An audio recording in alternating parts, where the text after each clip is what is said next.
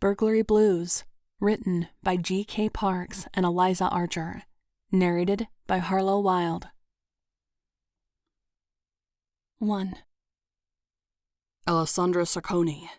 I looked up at the sound of my name, the ridiculously long, ethnic-sounding moniker my parents had stuck me with as a tribute to my father's grandmother. I had an Italian heritage, in case the brown hair and olive skin didn't give it away, but I didn't speak Italian. I couldn't even pronounce half the desserts or cheeses, but like a bad cliché, I became one of the city's finest. Sarconi. The lieutenant looked around the room. Here, I mumbled. I'd worked patrol before. It was a decent posting until I figured out where to go since transferring out of Vice. Alessandra. He must not have heard me. It's Lexie, sir, I corrected, speaking louder. Whatever, Sarconi. I just wanted to make sure you were here. Lieutenant Peterson continued through the list, passing out assignments as he went. While I waited to see who my partner was for today's tour, a detective I had never seen before entered the room. He had broad shoulders, a narrow waist, and under that fitted navy shirt was the outline of washboard abs. Studying his face, I found piercing blue eyes, a strong jaw with 2 days' worth of stubble, and short, dark brown, nearly black hair. It was longer than a crew cut. Frankly, it was just long enough to give a girl something to tug on. Shaking off my thoughts, which were traveling into the gutter, I blew out a slow, calming breath. What was he doing in the middle of roll call? The detective turned his back to us as he spoke to the lieutenant. Peterson flipped through the call sheet and held it out to the detective. He pointed to a few names, shaking his head. The men glanced in our direction every few seconds. Are you sure? Peterson asked, and Detective Strong, Dark, and Ruggedly Handsome nodded. Okay, but these are our newest additions, so don't come crying to me when they screw up your investigation. The lieutenant looked up, surveying the room of bored, uniformed officers seated in front of him. Hawking, Kemper, and Sarconi. Follow Detective Riley. You're not patrolling today. He'll brief you on what you'll be doing instead. I followed the other 2 officers out of the room. No one said a word as we went up the stairs and through the doors to the gang's unit. I read the gold nameplates on the desks, trying to familiarize myself. The only unoccupied desk boasted the nameplate Detective Michael Riley, the man who freed me from the tedium of walking a beat. The other 2 desks were occupied by detectives Jack Lightman and Samantha Preston. Even though I'd never met Lightman, he had a reputation around the station as a hard-nosed, no-nonsense cop, and Preston was the only female detective in the unit. She and Lightman barely looked up from the paperwork as our posse entered the room. Are those our gophers, Mike? Lightman asked. You said we needed help, so I brought help. I'm sure they're up for whatever tasks we throw at them. Riley noticed my gaze and winked. If only I could disappear. Okay, here's the deal, people. Lightman pointed to a map pinned to a board. There has been a string of B&Es around this neighborhood. The intel suggests a motorcycle gang is responsible, but we can't prove it yet. A few homeowners were attacked, but they aren't talking. So until we figure out who's responsible, we gotta knock on some doors, ask some questions, and be a pain in everyone's ass. Since some of us have better things to do, like investigate the liquor store and gas station robberies, which appear to be connected to the break-ins, we need you to knock on those doors. It's called canvassing. Maybe you heard about it in the academy. Officer Hawking, the oldest of the 3 of us, nodded. He had served in the military and knew to be respectful to a superior. Officer Kemper was smart enough to follow his buddy's example, but I had a chip on my shoulder that I'd never been able to shake. Working for Vice had only made it worse. Canvassing? I asked. Don't we need equipment for that? Maybe a couple of paintbrushes and some acrylics? I turned to Kemper and Hawking. Unless you guys rather work with oils or watercolors. Hawking remained stone-faced, but Kemper smiled. Detective Riley turned to read something on his desk to hide the snort that escaped his lips. At least someone was amused. But my victory was short-lived when Lightman took a step toward me. Do you think it's funny that hard-working people have been coming home and finding their apartments cleaned out? That they've been assaulted when they found the crooks still inside? No, sir. One of these days, I'd stop being a wise-ass. Then get to work. He pointed to the open manila folder on top of his desk. It contained the addresses of the buildings that had been targeted. The 3 of us piled into a squad car and headed to the location. In recent months, this neighborhood had become a hotbed for crime. A few automobiles had been jacked, but the real problem was the home invasions. I didn't know much about motorcycle gangs or MCs like they usually referred to themselves, but rumor was they were initiating new members into their crew, and the going price for admission was jewelry, electronics, and cash. Weapons, particularly handguns, were all the rage, and the vast majority of stolen items fell into one of those 4 categories.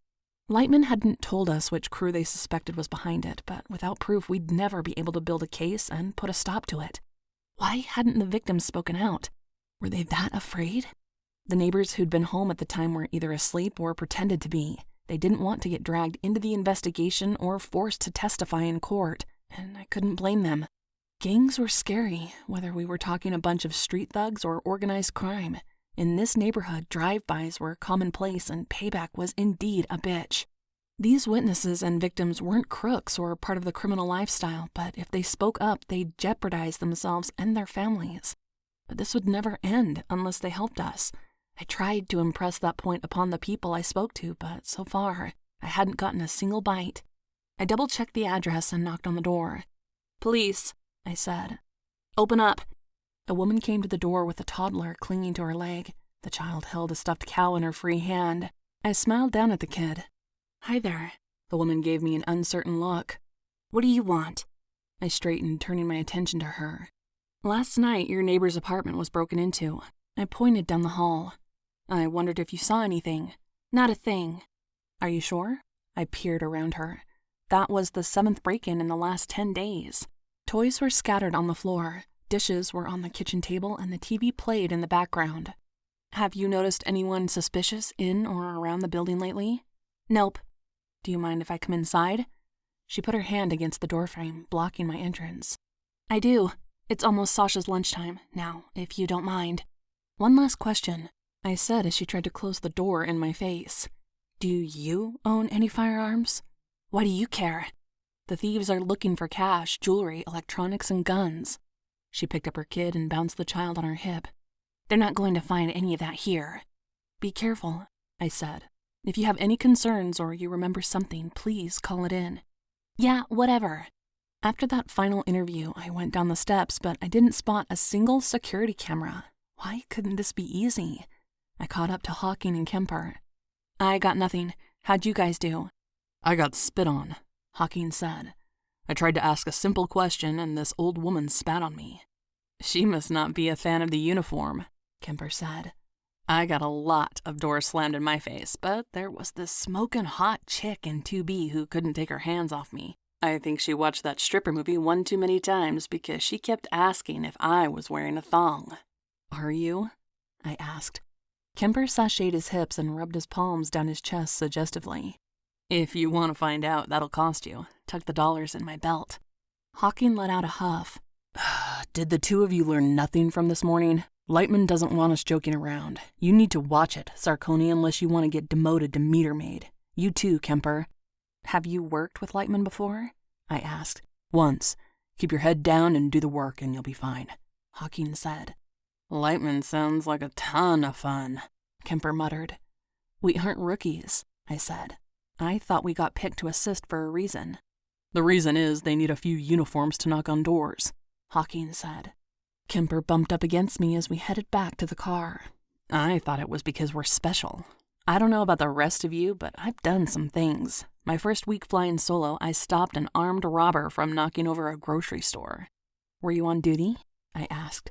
"Nope, but I was lucky enough to have my off-duty piece with me." Kemper gave me a sideways look. "Lexie Sarconi." He let my name roll around on his tongue. "Didn't you do something exemplary before you got kicked back to patrol?" "I didn't get kicked back. I asked to be reassigned, and I'm not sure I'd call what I did exemplary. I worked as a decoy for Vice, trying to sell my ass and arresting anyone who took me up on the offer." Hawking stopped and turned, his brow furrowing. "You helped Vice bust that serial killer." I shrugged. "I was just doing my job." Hawking's expression said he'd misjudged me. After all, the crack I'd made earlier hadn't been the most tasteful, but I'd only been trying to break the ice. He gave me a curt nod. "No wonder they picked you to assist. When are you taking the detective's exam?" I hadn't mentioned that to anyone outside of my chain of command. "I don't know." "Surely after that arrest they must have tapped you," Hawking said. It wouldn't hurt for you to get a foot in the door at one of the other units. Gangs is a pretty good one if that's where your sights are set. I'm guessing you don't want to go back to Vice. Hell no, I said. Stopping predators is important, but the work is taxing, emotionally, mentally, and physically. This must be a breath of fresh air compared to that. Kemper gave Hawking a look.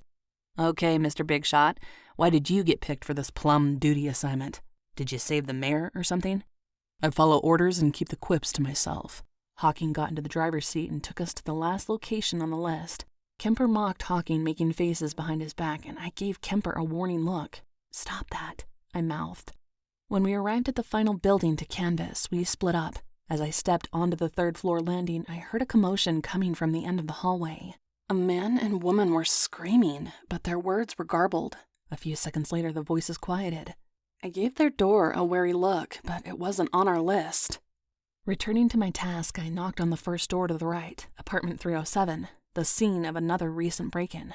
No one had been hurt that time, but the owner might know something about the thief. According to the police report, a television, Blu-ray player, laptop, and 2 tablets were stolen from inside.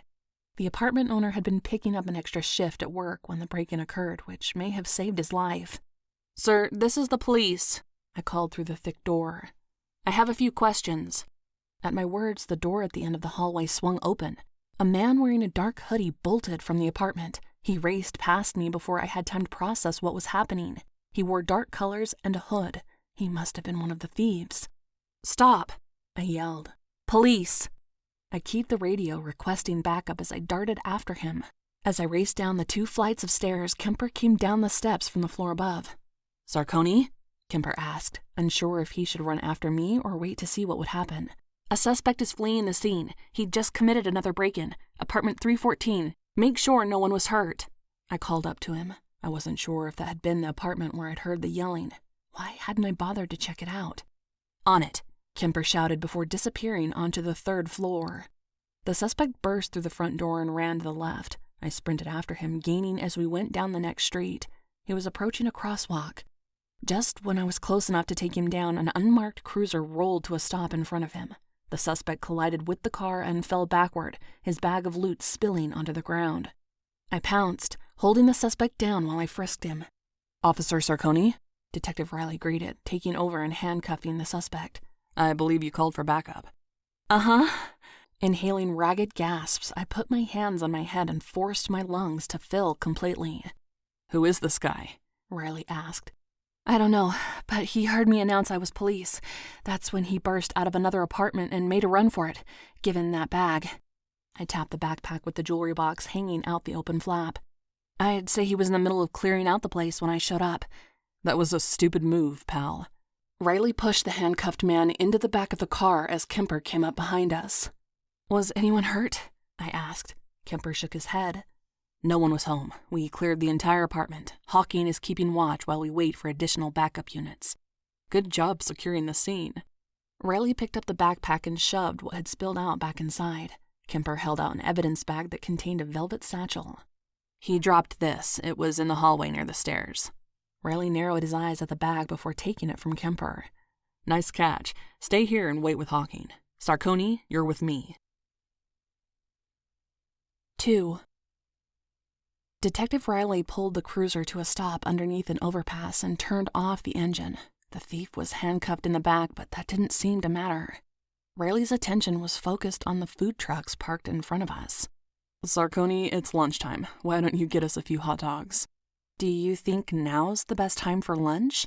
I asked, confused by his casual suggestion and lackadaisical attitude. "We have a suspect in custody. We need to take him in. He has to be processed and booked." I narrowed my eyes at the radio. Riley never called it in.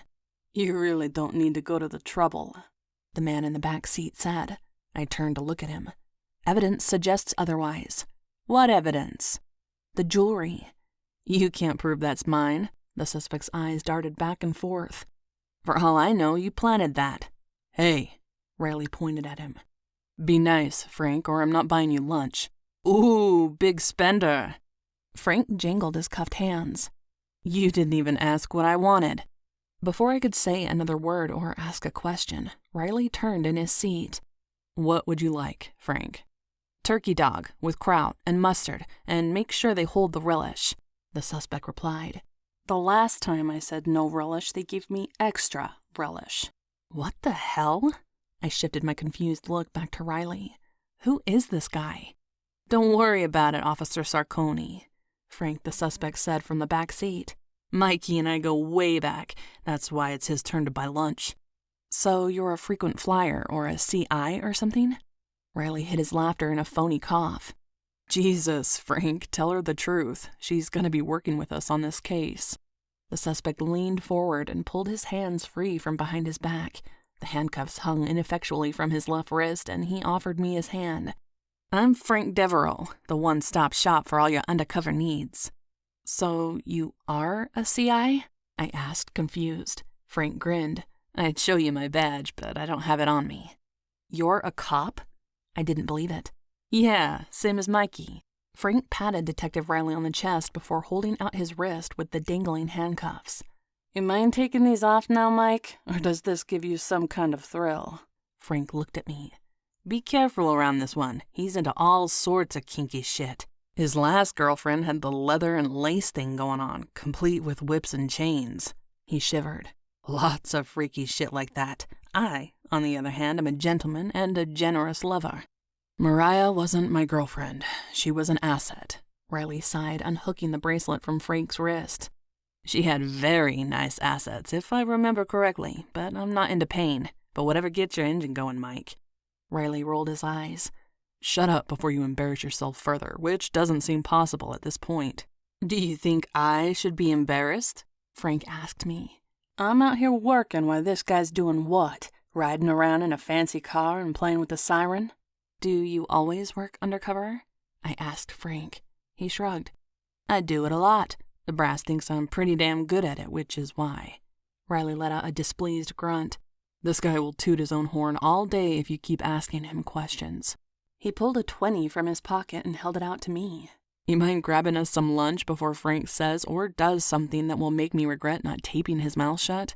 See? Kinky shit. I bet he's got a ball gag hidden in his closet, Frank said. Frank, Riley snapped. Stop scaring her. He turned back to me with those blue eyes that froze me in place and offered a friendly smile. Lunch is on me. Get whatever you like, and make sure they give Frank extra relish. Sadist, Frank muttered. That's why you and Mariah would have been perfect.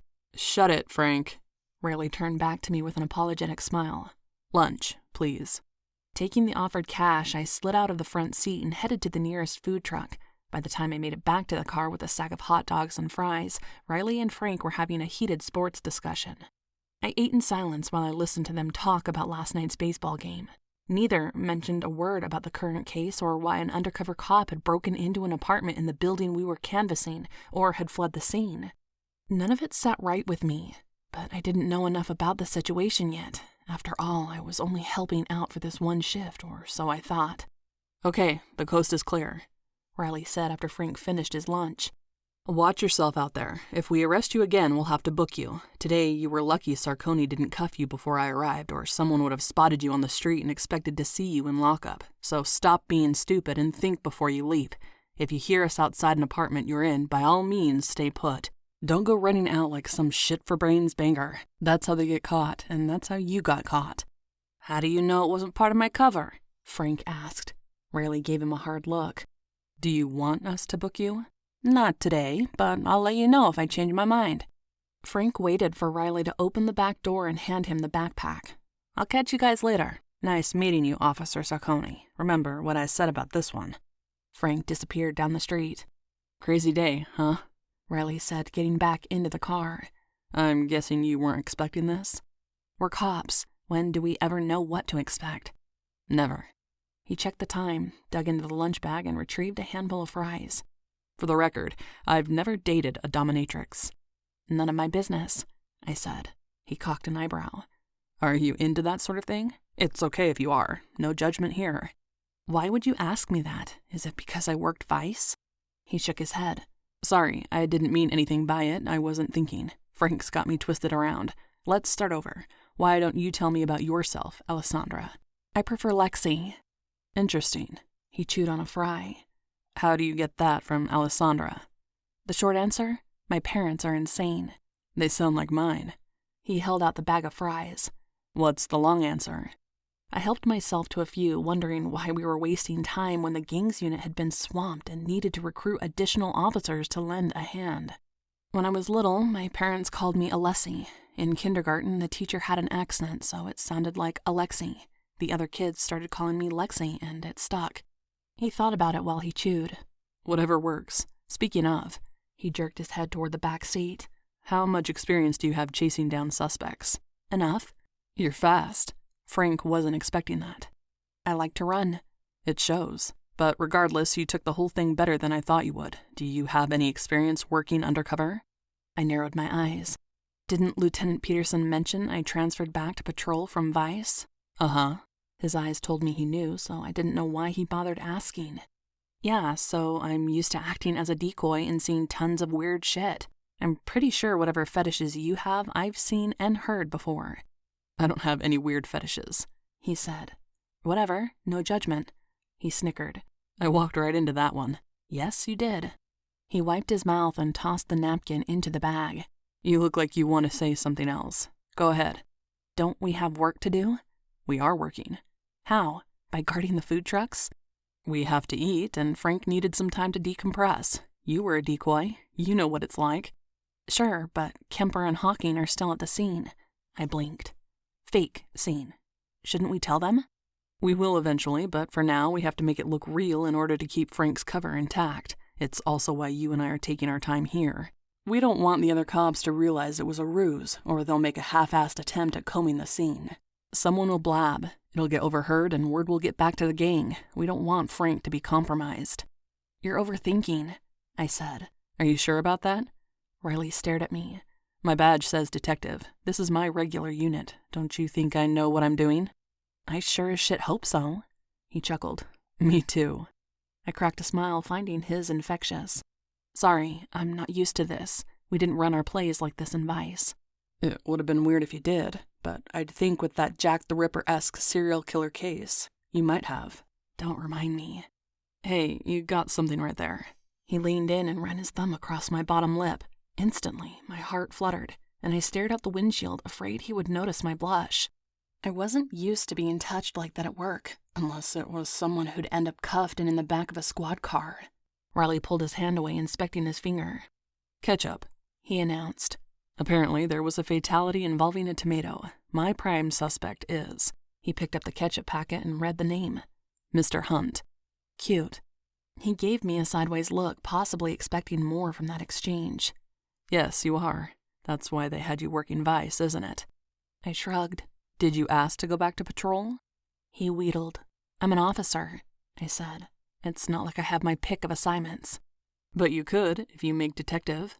We'll see. Why was everyone obsessed with my career goals? Most days, no one asked such questions. Today, I'd been asked the same thing twice, and we were only a few hours into shift. I'm sorry about the bogus bust. Lightman likes to play ops close to the vest. Frank was supposed to have cleared out by the time you showed up, but we must have gotten our wires crossed somewhere. I'm sure no one will hold today against you. Against me? I sputtered. I didn't do anything wrong. He held up his palms. You don't have to convince me. I was there. You arrested Frank, not me. Technically, I cuffed him. We never arrested him. That would have required a lot of additional paperwork. I tried to avoid that as much as I can, but if I hadn't gotten there in time, you would have arrested him, and Frank would have been in a big mess. You would have been the one who jammed him up, so you're welcome. Unbelievable. I am, and thank you. Sometimes I wondered why I even wanted this job. Someone should have warned us. Us? Kemper, Hawking, and me. Like I said, Frank wasn't supposed to be there, but I'll make sure you have better intel in the future, okay? Fine. Riley played with the key in the ignition. It all worked out. No harm done. You just said... I shook my head. Never mind. Shouldn't we get back to the station? Don't we need to fill out a report or something? I guess, but be careful what you write. He put the car in gear and pulled into traffic. Why'd you become a cop? You could have done something else. Lawyer, doctor, artist, professional runner. Yeah, I had plenty of options. It was either this or work in my parents' luggage shop, and frankly, I hate luggage. This makes more sense. The work we do is important. Did something happen to you? No, but growing up, my family didn't always live in the best neighborhoods. A lot of our neighbors and friends were targeted. The neighborhood shops had to pay protection money to stay in business. Occasionally, someone would just vanish. It wasn't a good situation. Where'd you grow up? On the south side before it was gentrified. Organized crime was on the way out, but a few of the established families hung on as long as they could. Not to be a bad joke or cliche, but you know how things go in the Italian neighborhoods. I hear it's like that now in Little Moscow and parts of Chinatown. OCU has its hands full with all sorts of things. You must have learned to be tough at a young age. I never really thought about it. It was just how things were. My parents moved out of the neighborhood when I started high school, and we left that world behind. Not all of it. Something stuck. That's why you're doing this job. Maybe. I fell silent, contemplating how my life might have gone differently if I hadn't always been driven to right the wrongs I had seen as a kid. Why'd you leave Vice? He asked. Why are you asking so many questions? Side effect of the detective's badge. I never wanted to work Vice, but that's where I was assigned after I finished training. You didn't like it? Being female and a cop comes with enough objectification, but those perverts take it to an entirely different level. The serial killer thing didn't help. Yeah, I heard something about that. What did they have you doing? They sent me out as bait. I was alone in a room with the killer for what felt like an eternity. After that, I needed a change. I chuckled. It's funny, since that's the only case I ever worked that really seemed to matter. The rest of them were just demeaning. So a transfer was in order, but most of the guys around the station liked to make jokes about Vice cops, especially the decoys. At this point, I'd prefer if people didn't know who I was. You shouldn't let them get away with it, Riley said. If someone's being a dick, report him. In that case, watch yourself. He cocked an eyebrow up at me. You think I'm a dick? Jury's out. He ignored the quip. I'm serious. Don't put up with that crap. There's no reason for it. You're right, but we both know how it'll turn out. We remained quiet for a few minutes, and then I asked, How long have you been on the job, Riley? It's Michael. He dazzled me with a bright smile.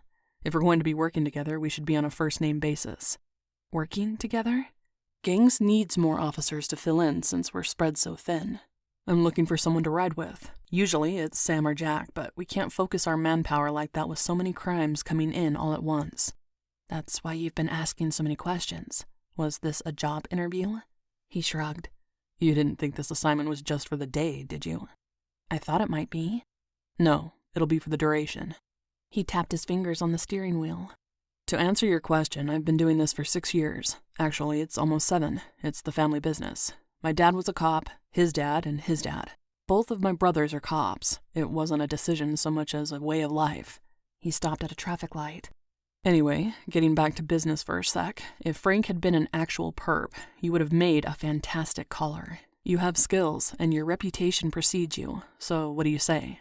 I'll ask Jack to assign us to work together, if you're cool with it. A thought dawned on him. Were you hoping to partner with Samantha Preston? I don't see Jack agreeing to it, but you could ask. Still, I picked you. That should count for something. Why me? You show promise and initiative, at least more than Hawking or Kemper. As far as I'm concerned, that makes you special. I'd like to see you in action. Do you use that line on all the women? Are you always such a ball buster? I pinched my pointer finger and thumb together. A little bit. He parked in the back lot. All I'm offering is a chance to get out of uniform and see what life's like as a detective. What do you say? Yeah, okay. Great. Now the real fun starts. 3. Despite being invited to work the investigation with the detectives, Lightman and Preston kept me at arm's length. I was an officer on the job for a little over 4 years, and unless they wanted me to take my clothes off and solicit sex, they saw no practical use for me. Kemper and Hawking weren't treated much better. They were unlucky enough to have to ride with Preston and Lightman. The only tasks they were assigned involved taking notes and scouting scenes. Riley was the exception. He let me spitball ideas about means, motive, and opportunity. Agreeing to work with him had been the right choice, and he had no problem reminding me of it on a daily basis. The break-ins still hadn't stopped. They'd only gotten worse. I was a week into this posting when another call came in. The thieves hadn't hit an apartment this time. Instead, they broke into a storage unit. 4 handguns and 2 hunting rifles had been taken, along with estimated cash and property worth $22,000. How do you think they found out about this place? I asked as we surveyed the outside of the ransacked storage unit. The lock had been cut off, and the metal roll-up door had dents as if the thieves had backed a truck into it. Riley peered inside. The better question is, why didn't they take everything? You said they're interested in specific items. I slipped on a pair of latex gloves and stepped inside. Are you thinking this was done by a different crew? I don't know.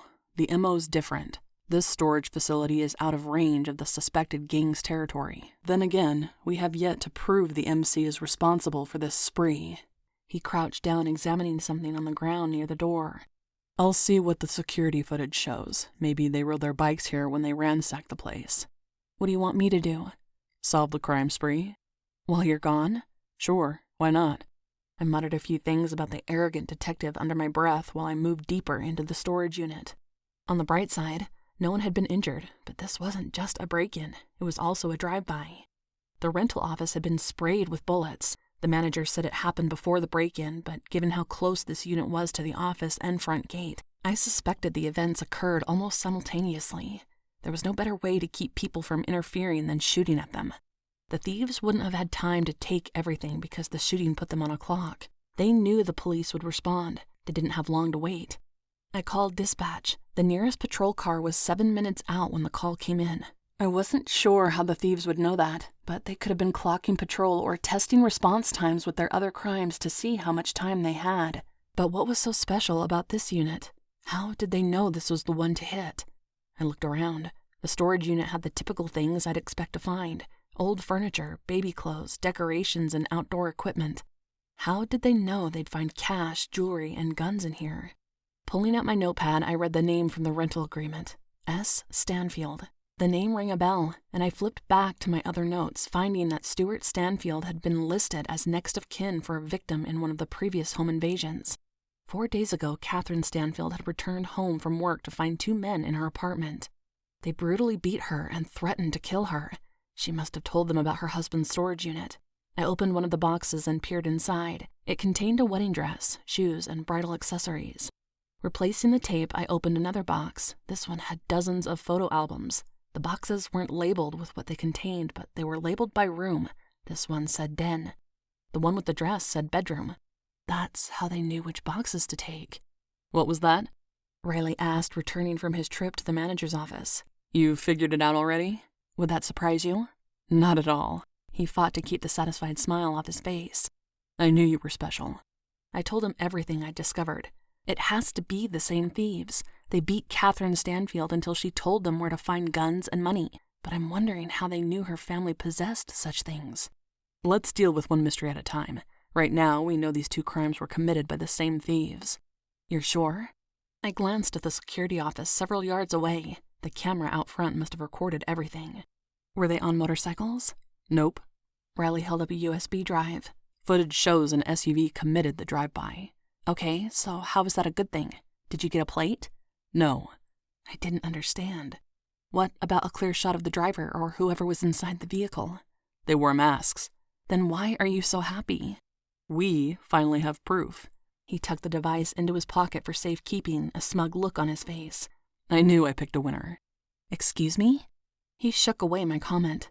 The gang was smart enough to remove the plates from their SUV, but they weren't smart enough to cover the VIN. The exterior security cameras caught it on video. The car's registered to William Big Bill Dempsey. Who? You'll see. Riley called to the members of the crime scene unit, letting them know we were done so they could resume what they were doing and open the car door. Come on, Lex. Let's go. Once I was settled in my seat, Riley whipped the car around and headed back to the neighborhood I'd canvassed. Big Bill runs the Street Bishops. They're a small operation. He's got a dozen guys under him. They operate out of a bar, Bishop's Bar. It's a seedy place. Pool hall, strip joint. It's where you'd expect a motorcycle club to hang out. I'm familiar with such establishments. The Street Bishops usually keep to themselves. The trouble they cause tends to be isolated to the neighborhood.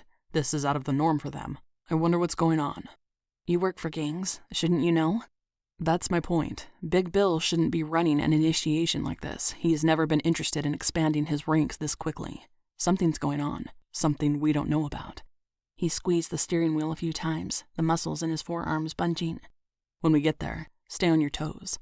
Copy that. When we arrived at the bar, Riley blocked the alleyway with the car. 8 or 10 motorcycles were parked in 2 neat lines. 2 bikers eyed us as we stepped out of the vehicle.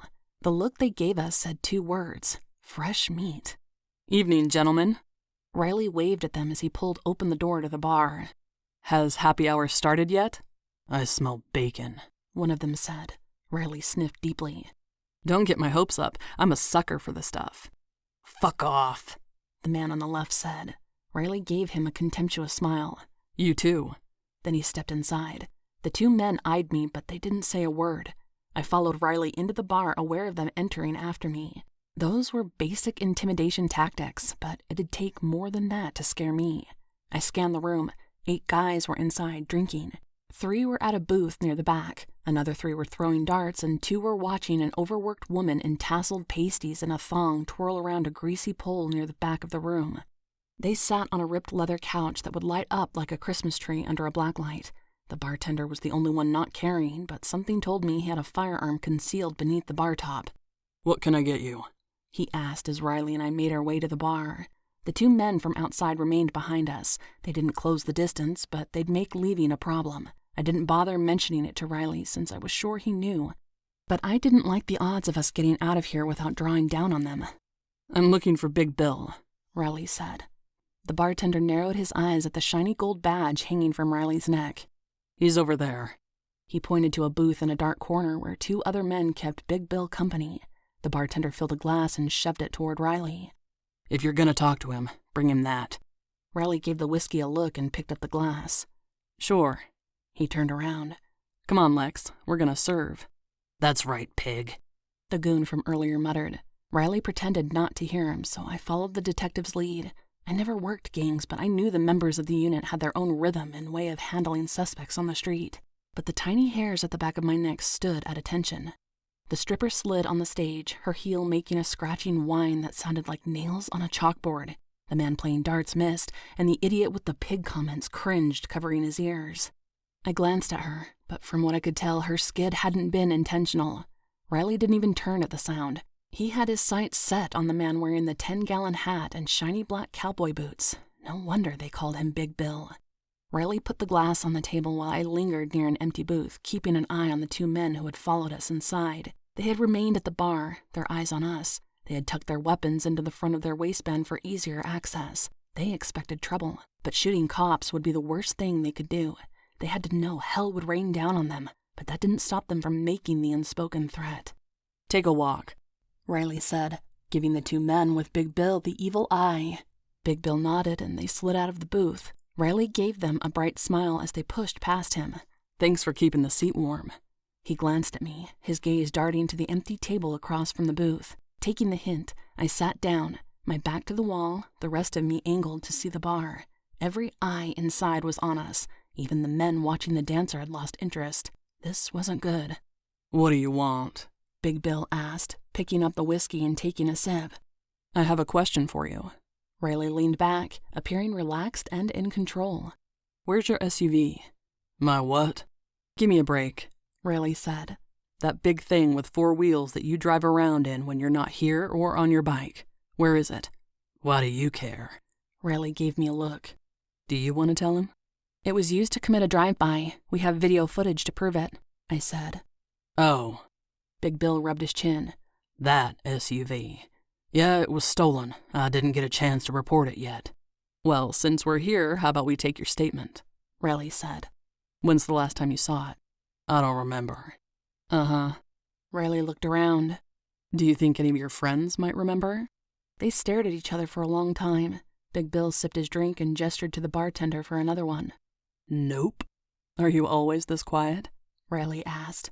"I don't have much to say. I parked it in the alley. When I went to use it, it was gone. Simple as that." "Where were you when the drive-by occurred?" Riley asked. Big Bill chuckled. "I was here. Ask anyone. They'll vouch for me." "That's funny," I said. "We never told you when the drive-by happened." "That doesn't matter, doll," Big Bill said. "I'm always here. I work here. I live here. I never go anywhere." "Seems like that violates some kind of health code," I said. "You live in a bar?" "In an apartment upstairs. Why does it matter?"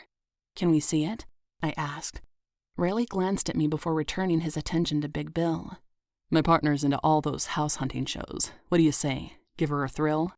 Big Bill eyed me up and down. I'd be happy to give her a thrill. Great, Riley gritted out. Big Bill got out of the booth. Hold down the fort. I'll be back in 5. If I'm not, you know what to do. The men who'd been sitting with him nodded. Big Bill sized up Riley before gesturing that I go ahead of them. The stairs are to the left, right behind that curtain, sweet face.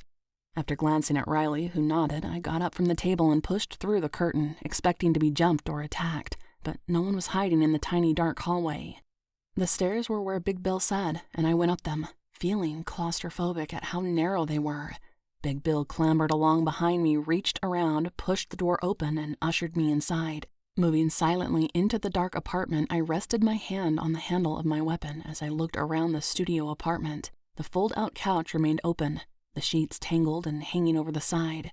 An overflowing pile of dishes took over the sink and counter. A container of milk remained open and sideways, creating a funk that would take days to clear away. But it was overpowered by the scent of microwaved cheese, day-old fish, and ass. I spotted an open duffel bag on the floor with a video game system, a few games, and a tablet. "Hey, Riley." I pointed down at the bag. "Take a look at this."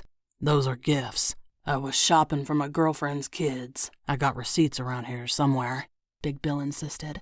Riley sifted through the open bag, but without any way to ID the owners of the items, we didn't have enough to make an arrest. Cut the bullshit. What's going on, Bill? You normally fly below our radar. You take care of your business and don't get in the way. You leave everyone alone and we leave you alone. But you've broken our unspoken agreement. What gives? Nothing. I told you my SUV was jacked. I got nothing to do with anything. Riley made a tisk sound.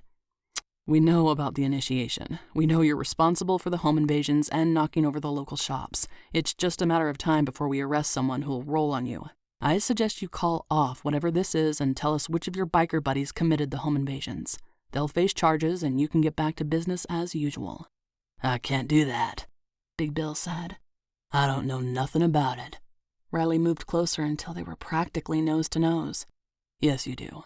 Tell me what's going on. He narrowed his eyes. You're sweating. You're scared. What are you afraid of? Nothing. Bill grunted. I'm not a snitch. He's afraid of someone, I said. Bill's eyes went wide at my words and Riley caught on. She's right. I thought you were running the show. What happened? Did someone else take over? Is that why you're expanding your reach beyond the neighborhood? Unless you got enough to arrest me, I want you out. Bill pointed to the door. Riley stepped back. We'll be back with a warrant, unless you want to save us the trouble. Bite me, Bill said. You invited us up here for a reason, I said. You want to tell us something. You wouldn't have done it otherwise. Riley grinned. She's right again. Every time she points out the obvious, your eyebrows lift in surprise. Tell us something. If you send us away empty-handed, we'll be back with reinforcements, and no one wants that. The street bishops want no part of this. You want to blame someone? Look at the V7s. Why? Riley asked. Big Bill shook his head. I told you what you need to know. Now get out of my place.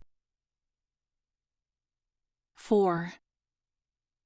None of this makes any sense, Riley muttered. I glanced at the bar. Don't you think we should get out of here? We have an audience. That's why we're hanging around. Are we waiting for someone to shoot us? Relax. They're not stupid enough to do something like that.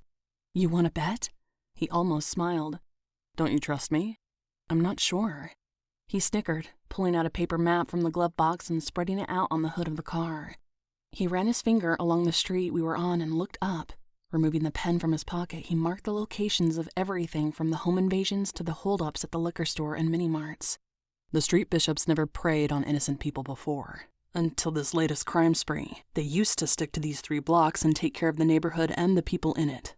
I'm not saying it wasn't their own brand of justice, but incidents weren't this widespread. The people they targeted owed them or had done something they took issue with. If they are behind all the recent break-ins and robberies, that means their way of conducting business has changed. Are you sure it's them? I lowered my voice. Big Bill suggested otherwise. Right, because criminals always tell the truth. I didn't say that. I know, but the SUV was his.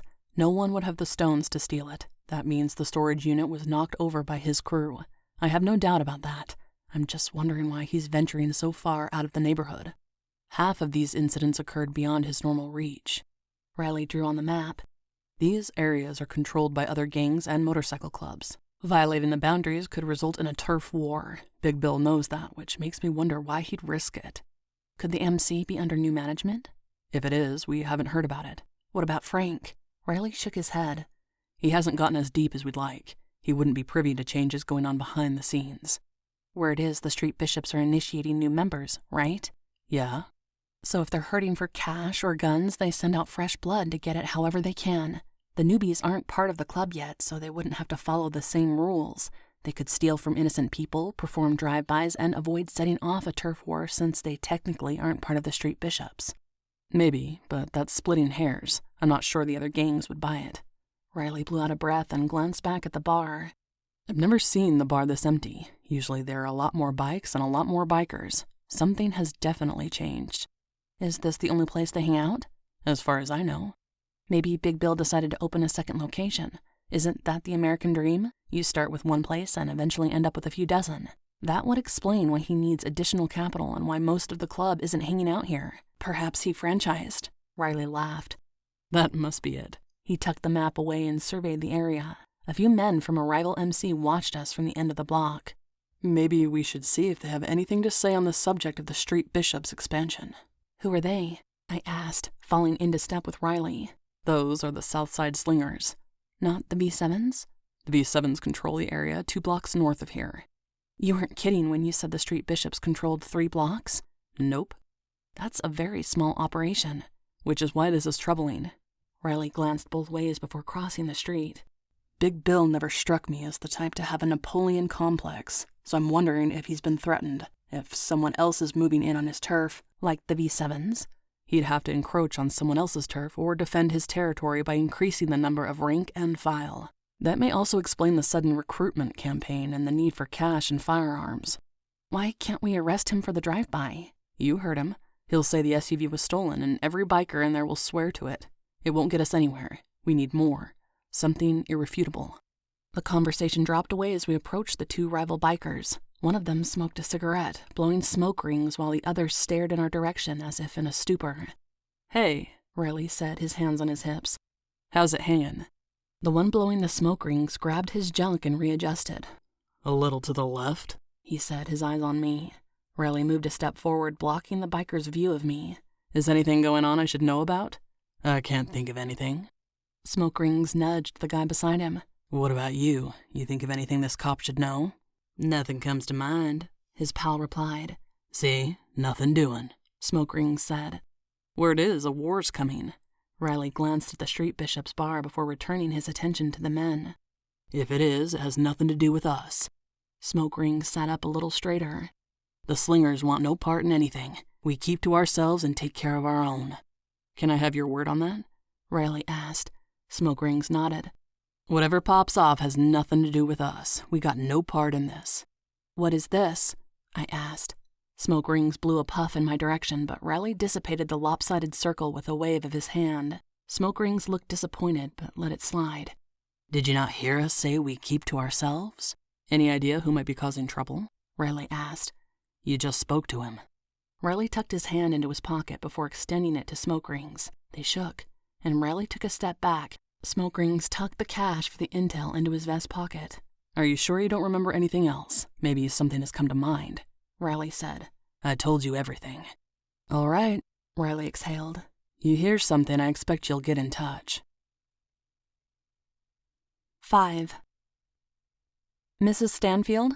I knocked gently on the door to her hospital room. I'm Officer Sarconi. This is Detective Riley. May we have a word with you? The woman nodded to us, muting the TV. Her arm was in a cast and her face was bruised. The doctor said she had a few broken ribs to go with the broken arm. How are you feeling? Riley asked. Is there anything we can get you? I'm okay, Catherine Stanfield said. What do you want? I already gave you my statement. Riley placed his hand on the small of my back, gently pushing me forward. He wanted me to take point on this interview. I hadn't expected that, but I didn't let it throw me. Mrs. Stanfield, I sat in the chair beside her bed. Did anyone inform you that your husband's storage unit was robbed? She stared at the flickering TV screen. Uh-huh. Stuart went to the station to answer questions and file a report. It's crazy how we could be victimized twice in 1 week. Is it? She fidgeted with the hem of the blanket. Do you think this was intentional? We do, ma'am. Riley said.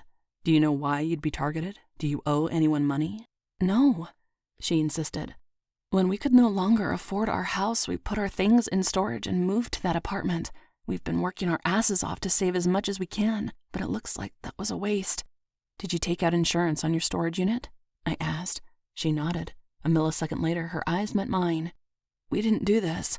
This isn't a scheme, I swear. No one thinks that, Riley said. Would you mind taking a look at a few photos? He held out a tablet with the mugshots of the street bishops. Did any of these men attack you? She flipped through the photos, barely glancing at them. I don't remember. Have you or your husband had any run-ins with the street bishops? I asked. She stared at the blanket. Who? They're a motorcycle club, I said. They have a bar a few blocks from your apartment. Maybe you've been there? No way. We don't ride. We never have. Why would we go anywhere near there? Riley gently nudged me, urging me to move on with the questions. When these men broke into your storage unit, I said, they only took firearms, cash, and jewelry.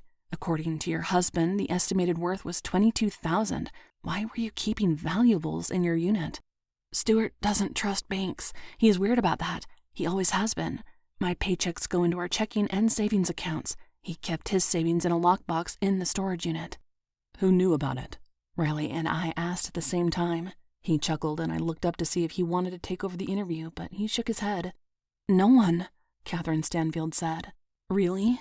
Because your belongings weren't ransacked. The thieves broke in, found exactly what they wanted, and left. Most of the boxes remained untouched. You said this wasn't an inside job, so we'd like to know how they knew where everything was stored.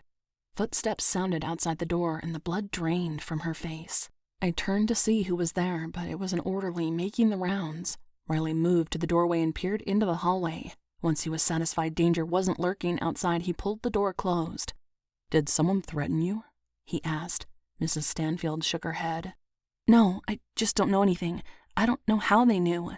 Mrs. Stanfield. I patted her hand, hoping to comfort her.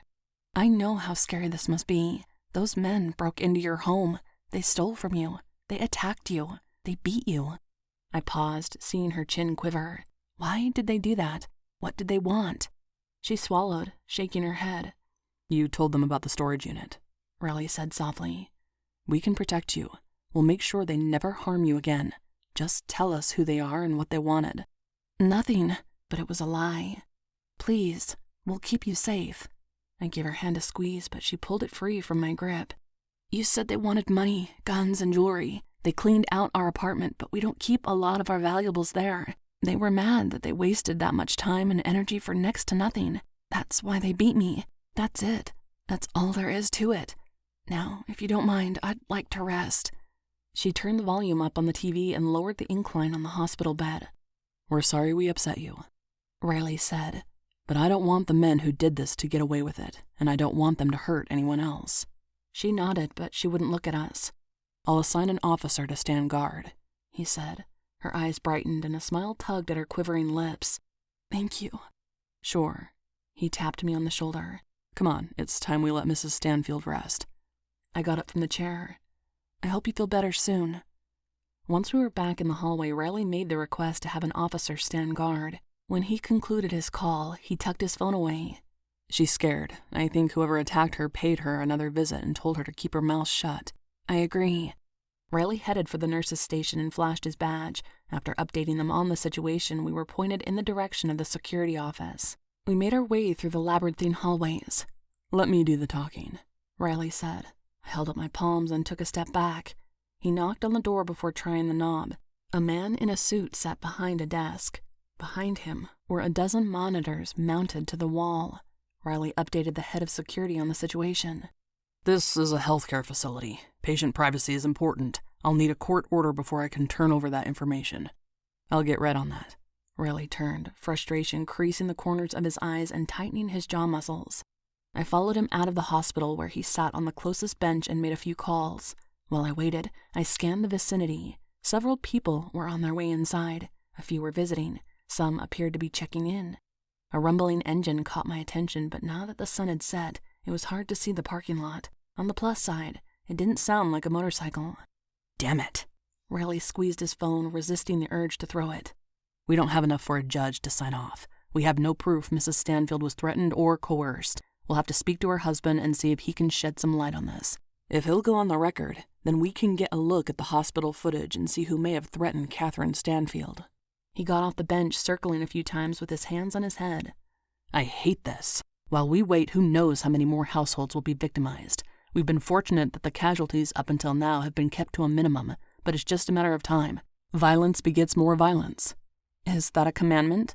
Riley growled at me. "I have an idea." Digging out my phone, I took a breath. "Give me a sec." "Why? What can you possibly do that I can't?" "For one thing, I can run in high heels. For another, my best friend is an administrator at this hospital. Keep your fingers crossed she has enough clout to get us a look at the security footage." 6. I put my phone away. "Well?" Riley asked. "She thinks she can get us something unofficial if we want it." I eyed him. "Do we?" "Absolutely." That's what I figured.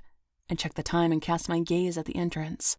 "It'll be a few minutes. She has to sweet-talk Barry into doing her a favor." "Barry?" "One of the security guards," I said. "How is she going to manage that?" "My best friend can talk anyone into anything. She should have been a realtor or salesperson.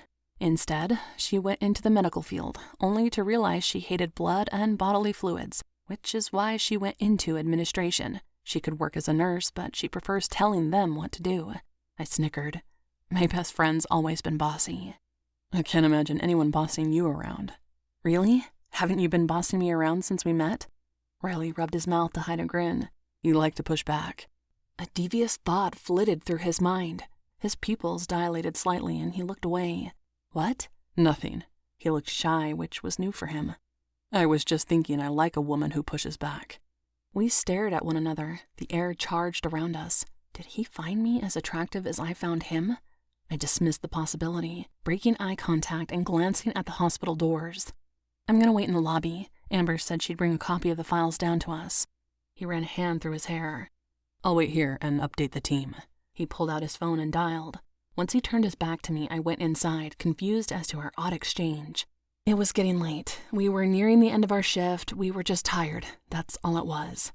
While I waited for Amber, I bought 2 coffees from the cart, one for me and one for Riley. He liked his with a splash of hazelnut creamer. If they didn't have that, regular cream would suffice, but never mocha. We'd only been working together for a week, but I already had his coffee order memorized. Clearly, we were working too much and spending too much time together. "Lexie," Amber called as she stepped out of the elevator. "Is that for me?" She pointed to the paper cup beside mine. "No." "Well, fine. Be that way." She held the stern look as long as she could before giggling. "I'm just messing with you." She held out a USB drive. "Here's the footage. All I could get you was the front door, nothing else." "What about a list of visitors? We need to know who paid Catherine Stanfield a visit." "The hospital doesn't keep records like that unless we're dealing with the maternity ward, ICU, or one of the locked floors." She narrowed her eyes at the untouched coffee. "Who's that for?" "The detective I'm working with." She made a show of looking around. "Is he invisible?" "He's outside, on the phone." She nodded at the cup. "Did you spit in his drink?" "Amber!" My eyes went wide. "No, I'd never do that." "How's he treating you?" "Fine. Better than how the other detectives have been treating us." "Us?" I wanted to explain, but now wasn't the time. "We'll catch up soon, I promise." "Call me," she insisted, walking backward toward the elevator. "We haven't hung out in months. I miss you." "I miss you too. I'll call you in a few days." "I'm holding you to that." She pointed at me. "I love you, Lex." "Love you too." The man at the coffee cart gave me a strange look. "What?" I asked. "Don't you tell your best friend you love him?" No." He rubbed the scruff on his cheek. I picked up the 2 cups. "Well, maybe you should." And then I went out the door. Detective Riley drank his coffee while I told him what the footage contained. "Once we know who came to the hospital, we'll take it from there. Set up surveillance, knock on some doors, and remind these bastards they can't intimidate witnesses or victims." "Why do you think they'd risk it?" I asked as we made our way through the parking lot. "If they were so concerned Stanfield would identify them, why didn't they kill her?" He didn't answer. Instead, he drained his cup and tossed it into a nearby trash can. "Is that why you think they'll escalate?" "It's human nature to learn from your mistakes," Riley said. "Unfortunately, I don't think they learned crime is wrong. Instead, they learned it's best not to get caught. My guess is they wore masks when they broke in and attacked her. CSU didn't find fingerprints or hair at the scene, so they were careful. When we originally questioned her, Mrs. Stanfield said they were covered from head to toe, that she couldn't see their faces and didn't recognize their voices. But if they came back to pay her a visit, she would have had a better chance of identifying them because someone would have noticed a man walking through the hospital in a balaclava, so they must have exposed their identities to her when they warned her not to talk. More than likely, whoever threatened her still had on a mask, but it may not have been enough to completely conceal his identity. You're thinking he had on a face mask, like the kind the medical staff and some of the patients and visitors wear. Riley pointed at me. Bingo. He pulled out his phone to make a note, and that's when the engine from earlier rumbled again. It let out a sputtering growl. It was close. Too close. I looked around, but I didn't see headlights. Without any nearby streetlights, I didn't spot the car. Scanning the rows of parked cars behind and beside us, I didn't see brake lights or backup lights. But the squeal of tires and the smell of burning rubber made me react. A reflection bounced off the side of the dark-colored car as it sped toward us. It was running dark. "Riley!" I shouted, knowing my warning would come too late. He looked in my direction, but there was no time. I dove at him, knocking into him so hard he lost his footing and we banged into the trunk of the nearest parked car as the beater sped past us. We slid off the trunk, landing on the pavement. I lifted my head, staring into the darkness at the disappearing car. It made a sharp turn out of the lot and onto the main road. They never turned their lights on. Lexie. Riley brushed a strand of my hair which had fallen loose from my bun out of his face and tucked it gently behind my ear. He stared up at me. Are you okay? I looked down, finding myself on top of him. Yeah. You? He tilted his head back to see if the car had gone. Did you see the plates? No. He rubbed a bit of dirt off my cheek with his thumb. I don't usually ask women this question, but would you mind getting off of me? I got back on my feet and offered him a hand up. Sorry about that. Another time and place, and I would have been perfectly content letting you stay like that all night. He searched the ground for his phone. After dusting it off on his pants, he examined the screen, which had survived the hit thanks to the protective case. At least we know one thing. What's that? I asked, my eyes on the dark horizon where the car had vanished. We're on the right track. 7. Preston perched on top of Riley's desk, watching as he worked on his report. Someone actually tried to run you over, and you didn't see who it was? No, Sam. He gave her an annoyed look and went back to pecking at the keyboard with 2 fingers. How can that be? It was dark. He slammed his palms down on the desk, too frustrated to type. If Lexie hadn't been there, I would have gone splat. Then we wouldn't be having this discussion. Would you have preferred that? She glanced at my direction. Lexie? I pretended not to notice, but I watched their exchange from the corner of my eye. Don't start, he warned. She held up her palms and slid off his desk. I'm not. I'm just glad you're okay. He assessed her. Thanks. Putting some distance between them, she returned to business as usual. After watching the hospital footage, Jack sent a few units to sit on the street bishops. If any of them go anywhere, we'll make sure we maintain eyes. It looks like we may finally get these bastards. What about Catherine Stanfield? Riley asked. Ask Jack. Preston pointed to the detective as he emerged from the stairwell and entered the squad room. Lightman gave them an odd look. Ask me what? What are we doing to keep Stanfield safe? Riley repeated. Officers are posted outside her room. No one's going near her without us knowing about it. Our biggest problem is finding out who tried to mow down a couple of cops outside a hospital. Traffic cam footage of the area caught the car. Dark-colored, older model, 2-door. But the plates were missing or blacked out. We couldn't see them, and we never got a clear enough view to identify the driver or pull the VIN. Let me guess what direction the car was headed. Riley got up and went to the board where a map with all the crimes had been marked. He stabbed the street bishop's territory with his pointer finger. Good guess. Lightman joined him at the board. We can't tell for certain due to too many gaps in dot footage between the hospital and there, but I'd say it's a safe bet. Do you think they followed us to the hospital? I asked. Everyone in the squad room turned to look at me. I didn't see anyone tailing us, Riley said. Did you mention where you were going or that you had to speak to a witness? Preston asked, while Lightman continued to stare at me, as if he hadn't expected a lowly officer to say anything when the detectives were speaking. No. Riley squinted while he considered it. But maybe they were already at the hospital when we got there. Catherine Stanfield seemed freaked out, and I don't think it had anything to do with the orderly. The hospital footage showed 2 members of the street bishops entering the hospital 30 minutes before you got there. You could have just missed them, Lightman said. They weren't wearing face masks, but who knows if they disguised themselves when they spoke to the witness. If they spoke to the witness, Preston corrected.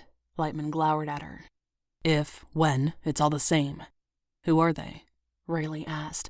Isaac Bertrand and Chris Skilvin, Preston read from the open file. My fingers flew over the keys. Besides their motorcycles, Bertrand had a pickup registered in his name, and Skilvin had a car. We don't have enough to arrest them. We can't even prove they spoke to Catherine Stanfield. A judge won't sign off on anything yet, but I'm sure they threatened her. They may have even been behind the initial assault and home invasion, Lightman said. The best we can do is have units keep watch on them. At the moment, they're at the bar. When that changes, patrol will let us know. What kind of cars do they drive? Rayleigh asked. Before I could answer, Lightman gave me that cold look like I shouldn't speak when the grown-ups were having a conversation. Preston skimmed the file. Skilvin has a black Toyota. 2-door or 4-door? Rayleigh asked. 2. Rayleigh reached for the report the text had composed concerning the hospital footage. After checking the timestamp, he scribbled something on a sticky note and stuck it to the board. They tried to run me over. Were they at the bar when you spoke to Big Bill? Preston asked. Rayleigh shook his head. I didn't see them. They must have been on the way to the hospital, Lightman said. Did you see them, Lex? Rayleigh asked. Either at the bar or at the hospital? I got up from my desk to get a better look at their ID photos, which were taped to the board. No, I've never seen them. That proves they didn't follow us, Rayleigh said. Big Bill could have called to tell them to do whatever it takes to shut down our investigation once and for all. They could have been waiting for us to show up at the hospital. How would they know that's where we were going? I asked. We questioned Big Bill about what went down at the storage unit. It'd make sense we'd follow up with the victim, Rayleigh pointed out. Do you think they'd go so far as to kill a cop? I asked. Before Rayleigh could answer, Lightman interrupted. Don't you have paperwork to do, Officer Sarconi? He folded his arms across his chest. We don't need your help theorizing. We're capable of doing that on our own. For the first time in a long time, I held my tongue. This wasn't the hill I wanted to die on. Sorry, sir. Quietly, I slunk back to my desk. Kemper and Hawking gave me sympathetic looks. Good job, Kemper mouthed. We updated intel and ran reports for the next hour while the detectives theorized as to what was going on and who could be responsible. While they did that, I finished my report and typed up my notes. As soon as they called it quits, Preston made a beeline for the exit. I spotted Kemper looking pointedly at her retreating back. I typed the last few words from my notepad into the word processing program and saved my file on the computer. After making sure Lightman had left, Rayleigh rolled his chair next to mine. I'm sorry about that. He's Jack. Yeah, I noticed. I shook it off. It's okay. I shouldn't have overstepped. You weren't. You're part of this. You saved my life. You should get to offer input. I didn't save your life. Rayleigh looked like he wanted to argue, but decided now wasn't the time or place since Kemper and Hawking were only a few feet away. Why do you do that? He pointed to the word processor opened on my screen. It makes life easier. Everything is one click away, I said in my best infomercial voice. If I need to reference something in my notes, I search for a key phrase and voila. I reached for the keyboard to demonstrate and our fingertips touched. Again, I felt the same electric intensity I did the day we first met. Rayleigh must have felt it too because he ran his pointer finger up the back of my hand to my wrist, sending wonderful tingles throughout my body. Sorry. His voice sounded hoarse. Can you print a few extra copies of your notes out? I like to keep things organized in the file folders. It's easier for briefings and reviewing the intel when everything's in one place. He glanced behind us, but Hawking and Kemper remained. Sure, no problem. I hit print and waited for the ancient community printer to fire up. When it started whirring, I went to collect the pages. Here you go. I made 3 copies. Is that enough? It's excellent, and with that, I'm calling it a night. He stuffed the sheets into the case file and locked it inside his top desk drawer. Slipping into his jacket, he pulled the hem free from his holster. Would you like to grab a drink? After the day we had, I figure you could use one. I know I can. My mouth must have dropped because he quickly added, A bunch of us are going across the street to the bar. Oh, I must have resembled a deer caught in headlights because he was clearly amused by my expression. I have other plans. A date? Excuse me? Do you have a date? No, Nothing like that. Not that dating is bad, I just don't. I'm not dating anyone. Sighing dramatically, I laughed at my own idiocy. It's not like you asked or even care. Riley cocked his head to the side. I wouldn't be so sure about that. It's been a while since I've been on a date. Shut up now, my mind screamed. Someone should rectify that very unjust situation. He gave me a final look, seeing my 2 fellow officers buried behind their computer screens. If you change your mind about that drink, meet me across the street. Thanks, but I won't. After he was gone, I got up to examine the board. A few interviews had been scheduled for the morning. I didn't know what else we'd have to do, but hopefully Riley and I wouldn't be walking into enemy territory again or dodging speeding cars. After making sure I had everything completed and filed for the night, I shut down the computer and grabbed my things from the bottom drawer. Kemper joined me at my desk. I'm so jealous you saw action today. You saved Riley. A little good that did. Lightman still treats me like a law enforcement reject. Don't let it get to you. Hawking stood and stretched. Tomorrow's another day. We bid him good night and he disappeared out the double doors. Aren't you going to get your drink on? Kemper asked. I heard Riley's buying around for everyone. Half of shift will be hanging out.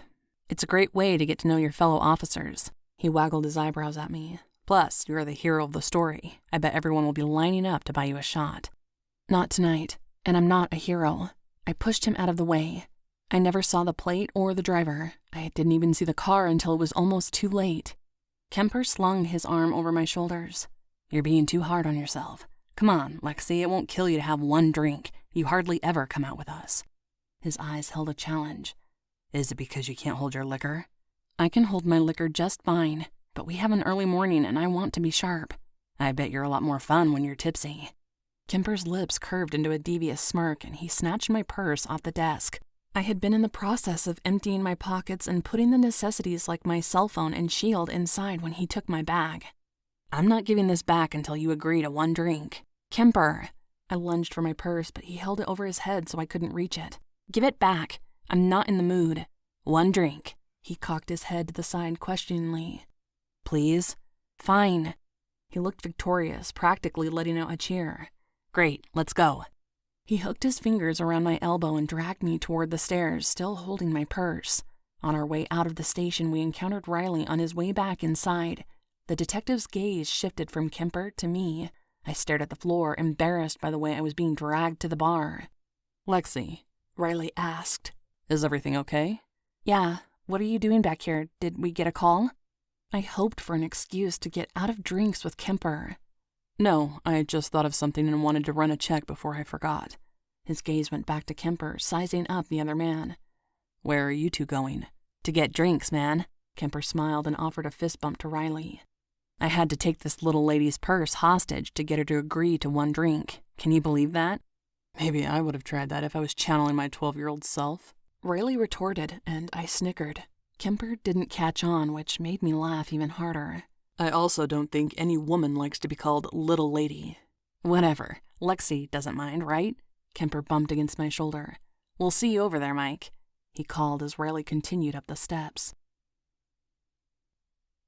8. The bar was crowded. Every officer and detective who had gotten off shift had gone for a drink.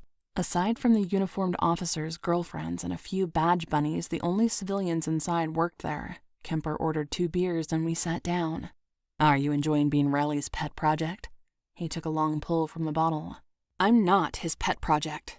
Well, it's not like Hawking and I have gotten to ride with him. We've been inside running background checks, examining surveillance feeds, and processing evidence. You actually get to go outside and see the light of day. And nearly get run over in the process. That's not what I meant, Lexie. Why are you always so defensive? I'm not. He drank more of his beer. It seems that way to me. What is your problem? I narrowed my eyes at him. Jesus, you're jealous. You wanted to ride with Riley. You wanted to walk into that biker bar and almost turn into roadkill. Don't you understand those aren't good things? This job is dangerous. No shit. He turned to a group of our fellow officers assembled nearby. Did you hear Lexie saved Detective Riley's life tonight? They raised their glasses and one of them put my next round on his tab. I let out a bitter laugh. So that's it. You're a glory hound. You wanted the free drinks and the pats on the back. Maybe you should have thought of that the first time gangs asked us to canvass. If you'd almost made that arrest, Riley would have partnered with you, not me." "I doubt that." He took a deep breath. "Look, I'm not trying to sound sexist here, but isn't it possible Riley thinks you're hot and that's why he picked you?" "Right, that must be it. It couldn't possibly be that I'm good at my job." "Well, you did save his life, so there's that. But I'm talking about before that." "Oh my gosh, for the last time, I didn't save his life." I raised my voice so the group behind us would hear. "Not that it's any of your business, but I've worked with Vice for over a year. So until you have a few more commendations or long-term postings in your file, I suggest you shut your mouth. Hawking may have spent the most time on the job, but I've spent the most time working closely with detectives building cases. I have experience. That's why Riley chose me." "Whoa, easy. I don't doubt that, but I want you to be careful. Mr. Hotshot Detective might expect a favor in return for showing you the ropes, or he may want to show you just how grateful he is to be alive. That's all I'm saying."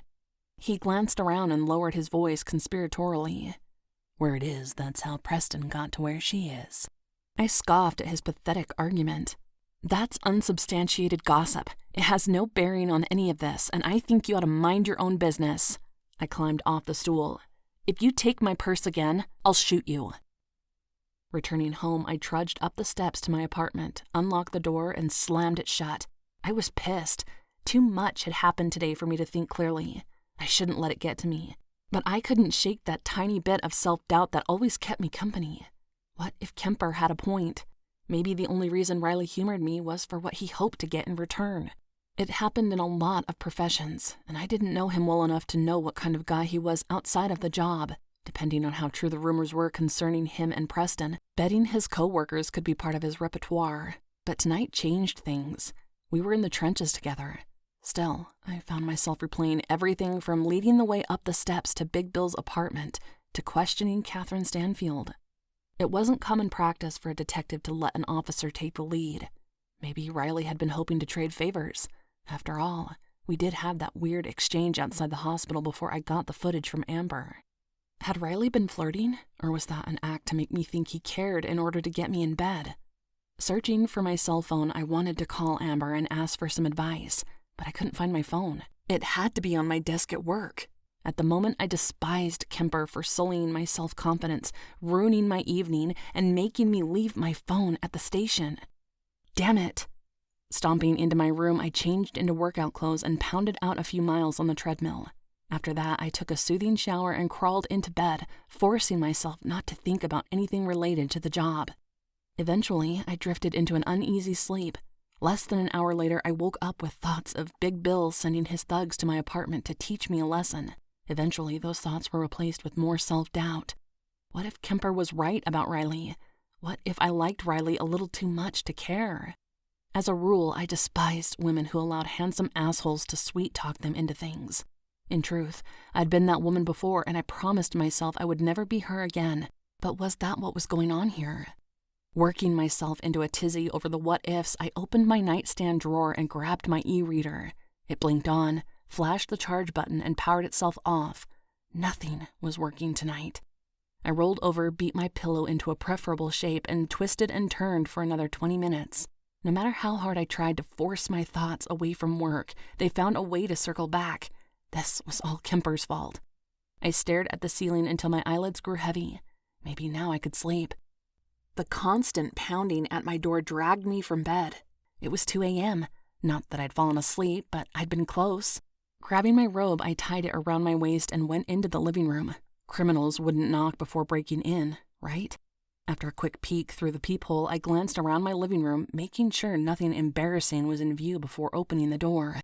"Hey, Lexie." Riley leaned heavily against my door jamb. He reeked of tequila.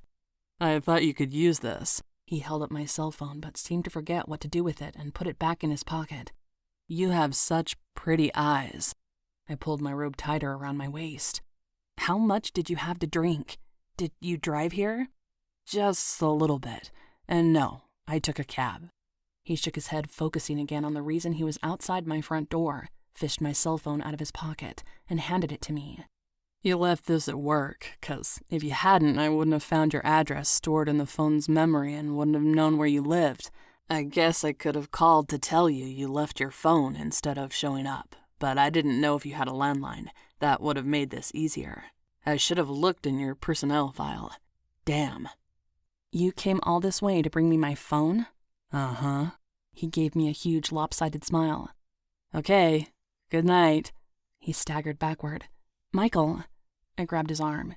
You should sober up before you go. The last thing you need to do is wander the streets. What would Lightman think if he has to bail you out of the drunk tank in the morning? He'd realize I'm a lot of fun. Rayleigh teetered. You know, hanging around for a while doesn't sound like such a bad idea. He let me lead him to the couch. You've got a lovely place. He stared wide-eyed at the room. I used to have a place like this, except the walls were beige and the couch was brown. How about I make you some coffee? I poured the water and put a dark roast cup into the machine. A minute later, I put the mug on the table in front of him. Drink this, detective. Michael, he insisted. He picked up the cup and took a long sip before putting it down. Did I interrupt anything? He looked around the room, searching for something or someone. When he didn't spot whatever he hoped to find, his gaze settled on me. His fingers found the sleeve of my robe and he played absently with the silky material. Not at all. I was having problems falling asleep, I admitted. Insomnia? He scrunched his face together, realizing the word didn't come out correctly. Snomia. Insomnia? He pointed a finger at me and smiled. That's it. Drink some more coffee, I insisted, debating if my worries warranted a conversation. Then I won't be able to sleep either. He shook his head to clear the cobwebs. What's keeping you up? Is it the car? Because, damn, that was close. I mean, like bug on a windshield close. It wasn't a big deal. Guess not, since I'm still here. So what's bothering you? Kemper said I'm getting special treatment at the station because I'm female. That you're giving me special treatment. Kemper's a douche. You're smart and have an excellent record. He drained the mug and put it back on the table. I scooped it up to brew another cup while he sunk deeper into the couch cushions and put his feet on my coffee table. And you're beautiful. See, stupid comments like that undermine everything else you said. Leaning against the kitchen counter, I rubbed my face. You're not supposed to let that play a role in determining my ability to do the job. I don't see how it could. If anything, Hawking would have been a better choice today. He's bigger. He would have shoved me farther. But when he landed on top of me, that might have hurt, so maybe picking you was a good idea. He smiled. I think it was. Is that why you let me shadow you at work? I let you ride with me because you have a knack for taking care of what needs to be done. The fact that you're easy on the eyes is a bonus. Stop it. Stop what? The only thing I can say about my looks is that with enough makeup, I make a convincing sex worker. And frankly, I'm not sure that's a good thing. But let me make one thing clear. I will not whore myself out for this job or any job. If you're hoping to cash in because you let me ride with you, you can forget it. I don't trade favors, sexual or otherwise. I wouldn't do that, he snapped. Where would you get an idea like that? Kemper. Riley rolled his eyes. He's a dick. You need to be careful around him. Funny, he said the same thing about you. Well, I'm right. He's not. Riley shifted sideways on the couch to look at me. I bet I could be a damn good gigolo. Okay. I'm hot and have no problem using that to my advantage. His arrogance was starting to make him less attractive. It's different, and you know it. I brought the refilled mug back to the sofa and handed it to him. When women use their looks, ugly rumors circulate. What makes it worse is when men use their position to force those women into compromising situations. That's just sick. In fact, it's criminal. And you want to guess who gets screwed in the process? The woman. Haven't you heard the things they say about Preston? An angry fire burned behind his eyes. They aren't rumors when they're true. He took another sip of coffee, calming as if the hot liquid had put out his internal blaze. You've used your looks for the job. In fact, it was required to do the job. That's precisely how you were able to work as a decoy for Vice. So stop being so self-deprecating. You're gorgeous. Own it. Insecurity won't lead to a detective's shield. Why are we still talking about this? I asked. Because it's bothering you. He tugged on my sleeve again. I picked you because you have an exemplary record. Part of the reason for that is because you have looks to go with your brains. That's why you were able to work for Vice, and it's how you were able to lure out a predator. But I'm not a predator. I partnered with you because you nearly arrested Frank. Anyone who does that has earned my respect, and tonight you proved that I chose right. Kemper would have let me go splat. You're probably right about that. See? Hawking would have done something. If he was paying attention, Riley said, and after he called me sir and saluted. I gave his arm a playful slap. Be nice. Hawking tries to be respectful. Just the way Jack likes it, which makes them the perfect pair and us the perfect pair. Stifling my yawn, I studied his relaxed posture. He appeared slightly more sober than when he arrived. Tell me the truth. Why did you come here tonight?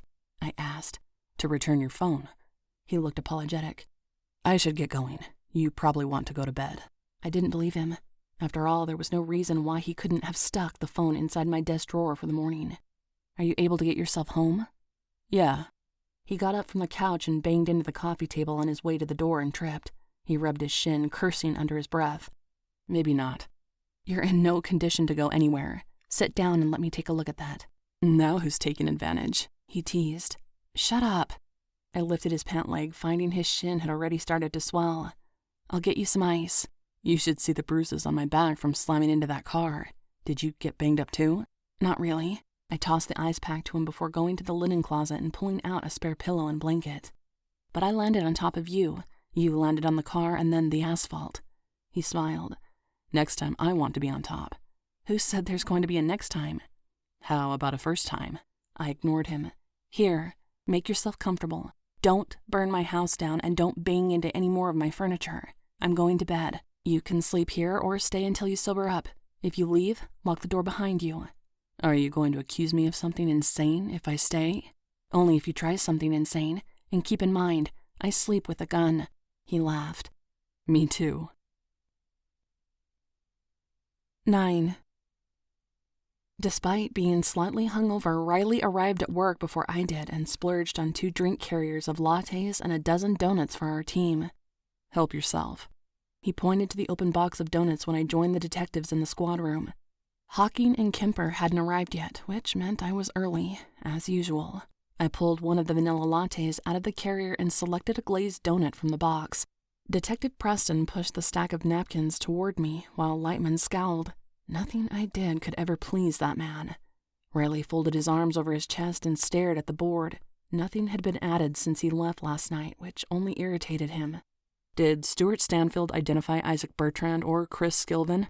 He said he didn't recognize them, Preston said, but the officer who interviewed him said he was being cagey about answering. More than likely, he was threatened too. Or his wife told him what happened and passed word along that he should keep his mouth shut. Lightman mumbled. Riley cursed. I reached out to Frank, hoping he'd be able to shed some light on whether the Stanfields have any ties to the street bishops. He said he'd find out what he could and meet me around lunchtime to discuss it. Why does that matter? I asked. We know 2 of Big Bill's men were at the hospital. We also know the Stanfields were targeted by that gang. Even if we can connect them, the Stanfields won't cooperate. They're afraid what will happen if they do.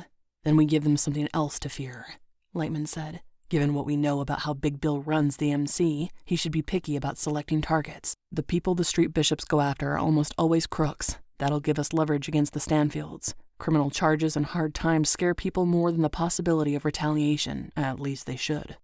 I thought you said innocent people were being robbed, I said. Now you're saying the victims are guilty too? Lightman hated that I pointed that out. We don't know for sure, but this is an avenue worth exploring, especially since the Stanfields were victimized on 2 separate occasions.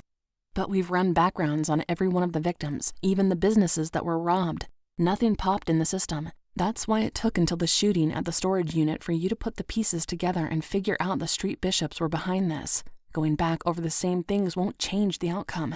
They have no connection, at least none we know about. She's right, Jack. That's why I'm hoping Frank can shed some light on this. He's been drifting between the MCs, hoping to figure out who knew what. Now that he knows where to focus his efforts, we should get better results. Riley offered me a smile. She doesn't know what she's talking about, Lightman insisted. Riley snorted. Maybe not, but without her instincts, I'd be in a hospital bed besides Catherine Stanfield and eating my donut through a straw. What do you think we should be doing instead, Sarconi? Preston asked. Her question surprised me. Finding the driver and vehicle that tried to run us over might be a good place to start. I agree. Riley reached for his own cup and took a long sip. To be honest, that's what I'm most interested in at this point. You've made that crystal clear, Lightman grumbled. Come on, Mike, you know we're doing what we can. Units have been assigned to watch Big Bill's bar and keep tabs on Chris Skilvin and Isaac Bertrand. We're also keeping an eye on Skilvin's car, but it doesn't have any recent dents or scrapes. Without telltale evidence, a judge won't sign off on a court order. We need more. Lightman turned in my direction, narrowing his eyes. That's why it's important we find a way to convince one of the victims or witnesses to come clean. As soon as one of them points a finger at Big Bill or a member of the MC, we'll have it made. Preston uncrossed and recrossed her legs the other way. That's easier said than done. After biting into the donut and washing it down with the latte, I put my breakfast down and wiped my sticky fingers on the napkin. How do we proceed? Do we conduct more interviews? Set up additional surveillance? We don't do anything, Lightman said, cutting off Riley, who had just opened his mouth to speak. We figure out how to convince someone to cooperate, and we go hard at him until we have enough for that court order. We can't count on that happening, Riley said. Lexie's right. We've gone over everyone's background. Big Bill's deviated from his usual routine. That's why we didn't know he was behind this. We found some suspicious merchandise in his apartment, but he knew we didn't have enough to prove it was stolen. He's arrogant like that. Whatever he's up to is different from anything we've seen from him before. Do you think he's working with someone? Preston asked. Riley shrugged. Maybe Frank can tell us. Lightman squinted at the board, the wheels in his head turning. He had a thought, but he wasn't willing to share it. Frustrated, I ate the rest of my donut, wiped my hands, and threw away the napkin. By the time I returned to my seat, Kemper and Hawking had arrived. Kemper tried to apologize, but I wasn't ready to forgive him. However, we had to work together, so I let the cold shoulder thaw to just above frigid. Let's not get into this now, I said. We have work to do. Riley glared at Kemper from across the room. His expression said he wanted to kill, but he kept his thoughts to himself. I hated how helpless I felt. Without evidence or an eyewitness coming forward, we didn't have enough to move on the street bishops. That's why, despite my earlier argument, Hawking, Kemper, and I tore through each case file again, performed another set of background checks, and combed through as much intel on the street bishops as the computer spit out. Sarconi, Riley called from his desk across the bullpen. Can you print another copy of your notes from Tuesday? I'm sending them to the printer now.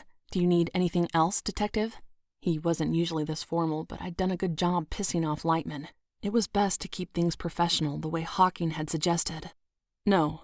Riley grabbed the papers off the printer and checked his messages. Frank wants to meet in 20 minutes. He said he's got something for us. Riley grabbed his jacket off the back of his chair. Sarconi, let's go. Sarconi, stay, Lightman said. Now I felt like a dog. Sir? I asked. Riley eyed Lightman just as confused as I was. The two of you went into Big Bill's bar last night. Someone might recognize you if you're together again. Lightman glanced back at me. Not to mention you're the one who nearly arrested Frank. It's best if you make yourself scarce when it comes to visiting that neighborhood, but I'm sure we'll find plenty for you to do here. Yes, sir. I turned back to my computer screen, fighting to keep the disappointment and annoyance at bay. Hawking caught my eye and gave me an encouraging nod. Head down, do the work, he whispered. I nodded, doing my best to grin and bear it. Riley tugged his arm through his sleeve. Do you want me to relay a message to Frank? Lightman shook his head, but before Riley could leave, Preston handed him a note. Pass that on to Frank. He'll understand, she said. Sure, no problem. Riley tucked the note into his shirt pocket and turned back to me. Jack's right. After yesterday, it might be best if you sit this one out. He looked at Kemper. Do you want to tag along instead? Kemper jumped to his feet. Absolutely. Wait for me downstairs. Once Kemper was gone, Riley ran his hand along the back of my chair, sending shivers through me. I didn't think he even realized he did it. I'm sorry, he whispered. But this way no one thinks I'm playing favorites. I'm sure you understand. It's nothing personal. He must have remembered what I said last night about Kemper's accusation. Not a problem. I forced my face into a neutral position and busied myself with going over the cataloged items taken from the various home invasions. If I could find the exact combination that we spotted in Big Bill's apartment, maybe that would lead somewhere. Be careful. You too. And with that, he was gone. Hey, Hawking, I could use another set of eyes to proof the compiled manifest, I said. You got it. He slid his chair over to my desk and we went back over everything. With Riley and Kemper gone, Hawking and I got a lot done. It was easier to work without any distractions nearby. Based on a few comments we received from victims and witnesses, we had no doubts William Big Bill Dempsey and the street bishops were behind the recent string of crimes. But we still didn't know why. This wasn't their norm. Something was up. Something big. Riley said the MC could be looking to expand in preparation for a turf war, I said. Do you think it could be defensive instead? Hawking asked. Someone encroached on Big Bill's territory, so he's looking to reclaim what was his. Maybe, but the 3 blocks he controls haven't changed. We didn't see anyone flying other colors in his neighborhood. Let me see what I can dig up. Hawking pulled out the file we had on Big Bill. Do you want to look into his allies or his enemies? Enemies. Hawking nodded. I'll see if he was ever part of another MC or if he has any connections that would explain what's been happening with the recruitment and initiation. After hours of digging, we didn't find much. Gangs had already pulled everything on every potential in the area, so nothing Hawking and I did was groundbreaking. But I kept coming back to one name, Alfred Siegfried. Gangs didn't have much on him. He had a rap sheet and had done time with Big Bill almost a decade ago. I wrote his name on a sticky note and circled it, drawing 3 large question marks beside it. After taping the information to the whiteboard, I turned to Preston, a new thought dawning on me. Threatening someone is a crime. How come we can't bring Skilvin and Bertrand in yet? We may not be able to prove it, but we have every reason to think they were involved. She glanced at Lightman's empty desk, but he disappeared right after Riley. You're right, Sarconi, but Jack wants to wait until we have something solid, something with teeth. A catch and release won't get us far. He's worried what will happen once we are forced to cut them loose. It's safer this way for everyone. Her gaze shifted above my head, and I knew without looking that she was checking the clock. Michael should be back soon. With any luck, Frank gave him something we can use. Since Frank's not undercover with the street bishops, how close do you think he can get to them? Close enough. Can he get inside Big Bill's bar? Why are you asking so many questions? Frank wasn't at the bar last night. If Big Bill called Skilvin and warned him Riley was on the way, you hoped Frank would have overheard Big Bill ordering the hit. She sighed. Wouldn't that have been nice? Not the hit part, but being able to tie Bill Dempsey to such a heinous crime. She looked wistful. Frank will come through. He always finds a way. She cocked her head, seeing me in a new light. I'm sure you did plenty of things you regret as a decoy. I bristled, unsure what thought triggered that comment. But instead of engaging, I turned back to the board and hung the stack of mugshots of the suspected gang initiates. These are the potential new recruits for the street bishops. I glanced at Hawking, who'd compiled the list based on shifts and changes in nearby MCs with which Big Bill had a cordial or symbiotic relationship. She smiled. I'm impressed. Thank you, ma'am, he said. She turned back to me. What about the stack? She pointed to the mugshots on the table.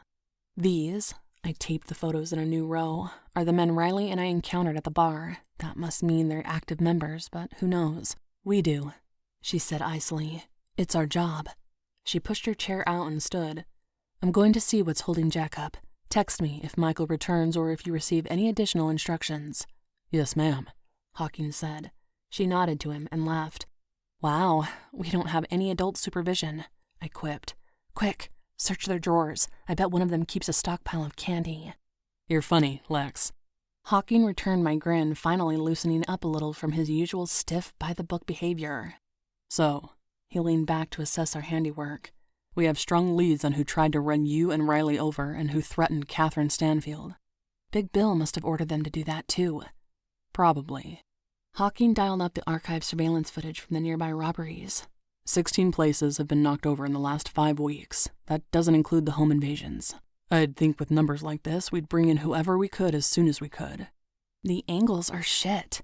No one's been identified. The eyewitnesses are hesitant to come forward. It's not like anyone's been caught red-handed. Like the detective said, what we need is irrefutable proof. Do you think that's why Riley went to meet Devereaux? After last night, the stakes were raised. Riley has a vested interest in putting bracelets on someone. The hospital footage should be our smoking gun, except we didn't obtain a copy officially, which complicates matters. Hawking pointed to the wall clock. Riley and Kemper have been gone for an awfully long time. Do you think he decided to pay Skilvin and Bertrand a visit? Lightman would shit himself. Kemper's always looking for action. Maybe Riley figured it was about time they shook things up, or he could have taken Kemper there to teach him a lesson. What do you mean? Nothing. I thought about what he said. You might be right. Even if we don't have proof the street bishops paid Catherine Stanfield a visit, Riley knows how to bluff. He's also got brass ones. Yesterday he strolled right into their HQ and never even batted an eye. That sounds like hero worship, Hawking teased. It's not. If anything, it was reckless. We didn't learn much from that experience, but someone tried to kill him because of it. Big Bill must have thought you found something since he told his buddies to perform a hit and run. You know, you might be onto something. 10. I went over everything from our visit to the bar. Aside from the duffel bag I spotted in Big Bill's apartment, I couldn't come up with anything else of use. Drumming my fingers on the desk, I worked through what we'd observed outside the bar and the rival gang members we'd spoken to. But I didn't see how any of that could explain why Big Bill's goons would have resorted to such rash actions. Biting my lip, I reached for the business profile for Big Bill's bar. Maybe the stripper knows something. We didn't speak to her, but she was the only one in there who didn't look like she belonged in a motorcycle gang. I ran through the tax forms and employee information, but her name wasn't listed anywhere. Scribbling a note, I stuck it to the side of my monitor. How was I going to figure out who she was and if she had something to tell us when Lightman prohibited me from stepping foot on the Street Bishop's turf? What do you think is taking Riley and Kemper so long? Shouldn't they be back by now? Do you think something happened to them? I asked. We would have heard the radio call, Hawking said. I'm sure they're fine. Then again, I never expected Riley to invite Kemper to go with him this afternoon, and I sure as shit didn't expect Kemper to jump at the chance. Last night, they almost came to blows at the bar. Really? It looked that way to me. A couple of guys grabbed Riley before he could do something that would have gotten him tossed into a jail cell. Kemper puffed out his chest and did the whole posturing thing, but he ducked out before Riley could get his hands on him. For a second, I thought it had something to do with you. Why would it? I wasn't even there when it happened. I left after Kemper pissed me off. I don't know. I thought I heard your name in the midst of their argument. Kemper does a great job of pissing people off when he's drunk. On the bright side, it looks like all's been forgiven. Even you were talking to him today, and I'd think if anyone was going to hold a grudge. Hey, Hawking laughed. See what I mean? I don't hold grudges. Not over stupid things. What did Kemper do that pissed you off? He said I wasn't good enough. No wonder you left. I'd have done the same thing. Don't get me wrong, I don't have a problem with the guy. He's proven himself to be a capable police officer, but he's a lot like a puppy that shits the carpet. You smack him with a newspaper, but he doesn't understand what he did wrong, and he does it over and over again. At least he did last night. You really don't know what he said to Riley? All I know is a couple of guys from Homicide had to hold Riley back, and Kemper took off right after that. But whatever that was about, I guess they made up. They must have for Kemper to volunteer to go with Riley today. After all, you heard Riley. He doesn't play favorites. He announced that right before he and Kemper went skipping off into the sunset. Perhaps that's why he asked him to go. Maybe it was an apology. Or the reason they haven't come back yet is because Riley's disposing of the body. I snorted. Frank would have to help him with that. I'm not sure Riley could get away with doing it on his own. Hawking found that amusing. I'd believe it, since Riley and the dream team of detectives have no clue how to put a stop to this crime spree. I faked a gasp. I never thought I'd hear you say that. After all, they are our COs. Shut it, Sarconi. I've learned to show respect to my superiors. It ensures things run smoothly, but that doesn't mean I agree with everything they say or do. Honestly, the longer we assist the gangs unit, the more I fear I'll get a reputation like Lightman's. That you have a giant stick up your ass? Maybe. Keep this up and I'm sure you'll knock that right out. Just because I'm engaging in friendly chit-chat doesn't mean I'm going to turn into a smartass like you. No one would want that, I said. Definitely not. For the record, I respect the detectives in this unit, all of them, but I'm used to breaking the tension by exchanging barbs. That's how the cops in Vice operated. From what I hear, that's how a lot of the high-stress units behave. It's a coping mechanism. I didn't mean any disrespect by it, at least not intentionally. Good to know. I narrowed my eyes. Have you ever done anything besides patrol? Hawking shook his head. I was assigned a particularly dangerous beat at another station. We saw a lot of action, but my TO was super buttoned up. That's why I'm like this. What happened to him? Hawking focused on the board, keeping his attention there. He was killed in the line of duty. After witnessing that, I got transferred out. That's how I ended up here. I'm sorry. He nodded and changed the subject. What were you doing at the bar with Kemper last night?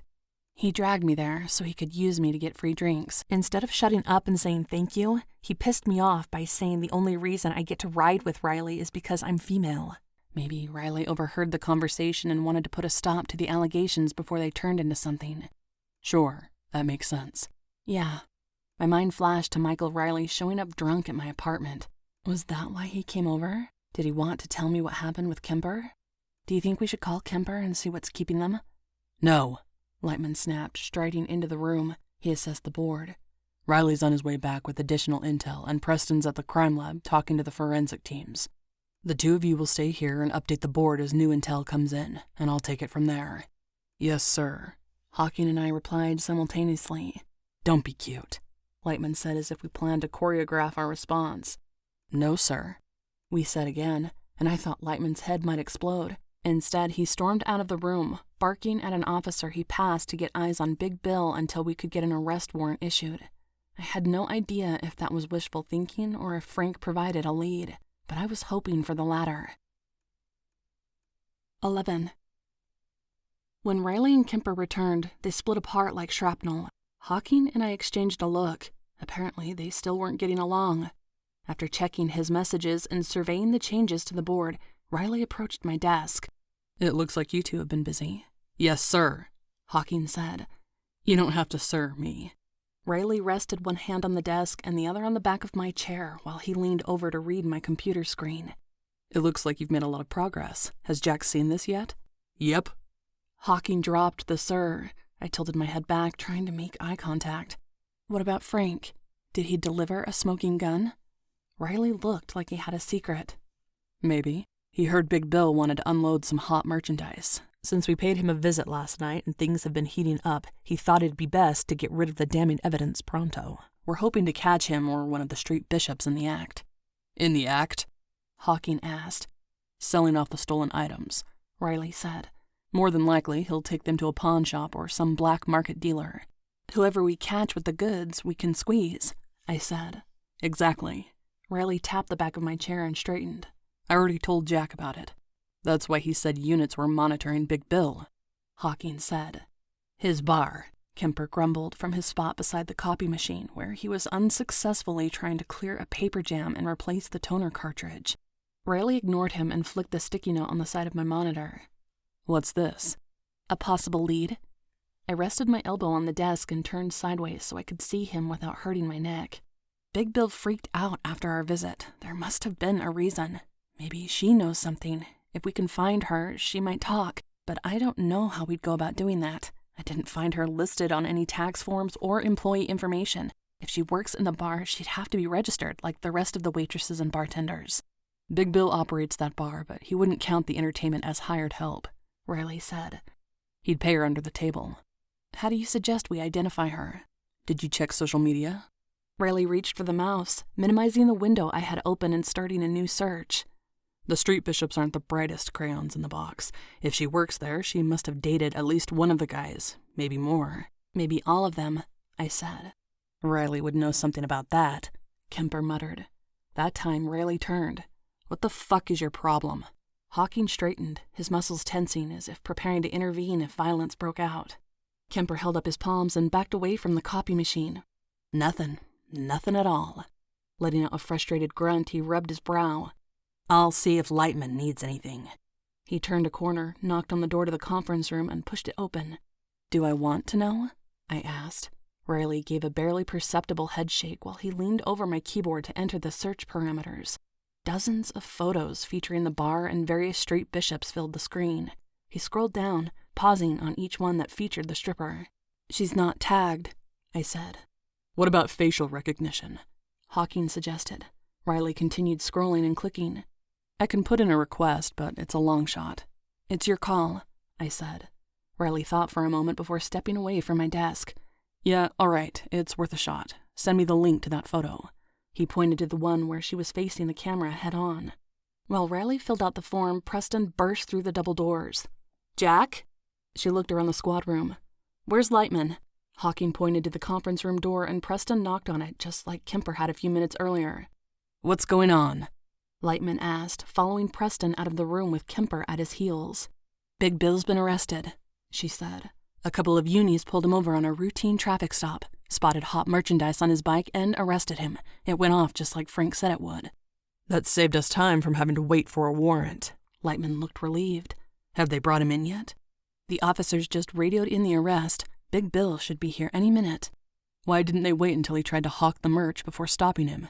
Riley asked. He tried to make a deal, but whoever he met in the parking lot got spooked when the patrol car pulled up. The other party took off and the officers stayed to question Big Bill. By then, he'd already opened his saddlebags. Everything was in plain view. How is that a routine traffic stop? Riley asked. Jesus, Lightman sighed. Why are you looking a gift horse in the mouth? Preston glanced from Lightman to Riley.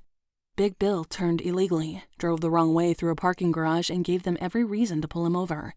It's not their fault if they weren't immediately behind him, since they couldn't dart through the parking garage exit like he did. Excellent. Lightman went to the board and drew a large red rectangle around Big Bill. How big of a bust did they make? The initial search revealed several thousand in stolen jewelry stashed in the saddlebags. They aren't sure what may be in the locked box behind the seat, but there could be more. The officers didn't open it. They'll wait until his bike is impounded and he's been booked. Once we get a court order, we'll check every nook and cranny. Any legality issues? Riley asked. Preston swiveled in her chair. We're in the clear. And the way they did it means Frank isn't compromised. Riley exhaled. As soon as Big Bill's booked, I want him moved into an interrogation room. Let's see if we can convince him to talk before the bastard cries for his lawyer. Lightman said. Sam, why don't you take a crack at him first? Turn up the charm. He should respond to that. I'll do whatever I can to keep him from shutting us down. She shifted her gaze to the man beside me. Hawking, have you ever sat in on an interrogation? No, ma'am. You're about to. Follow me and don't say a word. This is a learning experience. Got it? Yes, ma'am. And if you call me ma'am again, I'll have you cleaning the woman's locker room with your personal toothbrush. Do you understand? She smiled sweetly at him, and I decided Detective Samantha Preston was my new role model. It didn't matter if she'd been brusque with me earlier or had a string of torrid affairs. She was a badass. You two can call it a night, Lightman said to Kemper and me. Sam will work her magic, but when that runs out, Big Bill's gonna be begging for his lawyer. His attorney won't be here until the morning, so you might as well get home at a decent hour for once. I want you rested for tomorrow. He jerked his head at the door. Take off. Kemper didn't need to be told twice and was out the door before I even shut down my computer. I hung around as long as I could, hoping Riley would tell me if his request was approved. But with Lightman strutting around the squad room like he was on cloud 9, I didn't dare ask, and Riley didn't offer. After 45 minutes, I decided to call it a night. On my way out, I passed the observation room connected to the interrogation room. On the other side of the two-way mirror, Preston asked Big Bill questions while Hawking meticulously jotted down the suspect's responses. I watched the interrogation for a few minutes, curious to see what was happening. I'd been on the other side of the glass before, but I had never observed one being conducted like this. The volume on the audio equipment was turned down too low for me to hear, but Big Bill had a lot to say. I couldn't believe the biker was cooperating. Maybe he was full of shit. I turned the dial on the speaker, but it didn't help.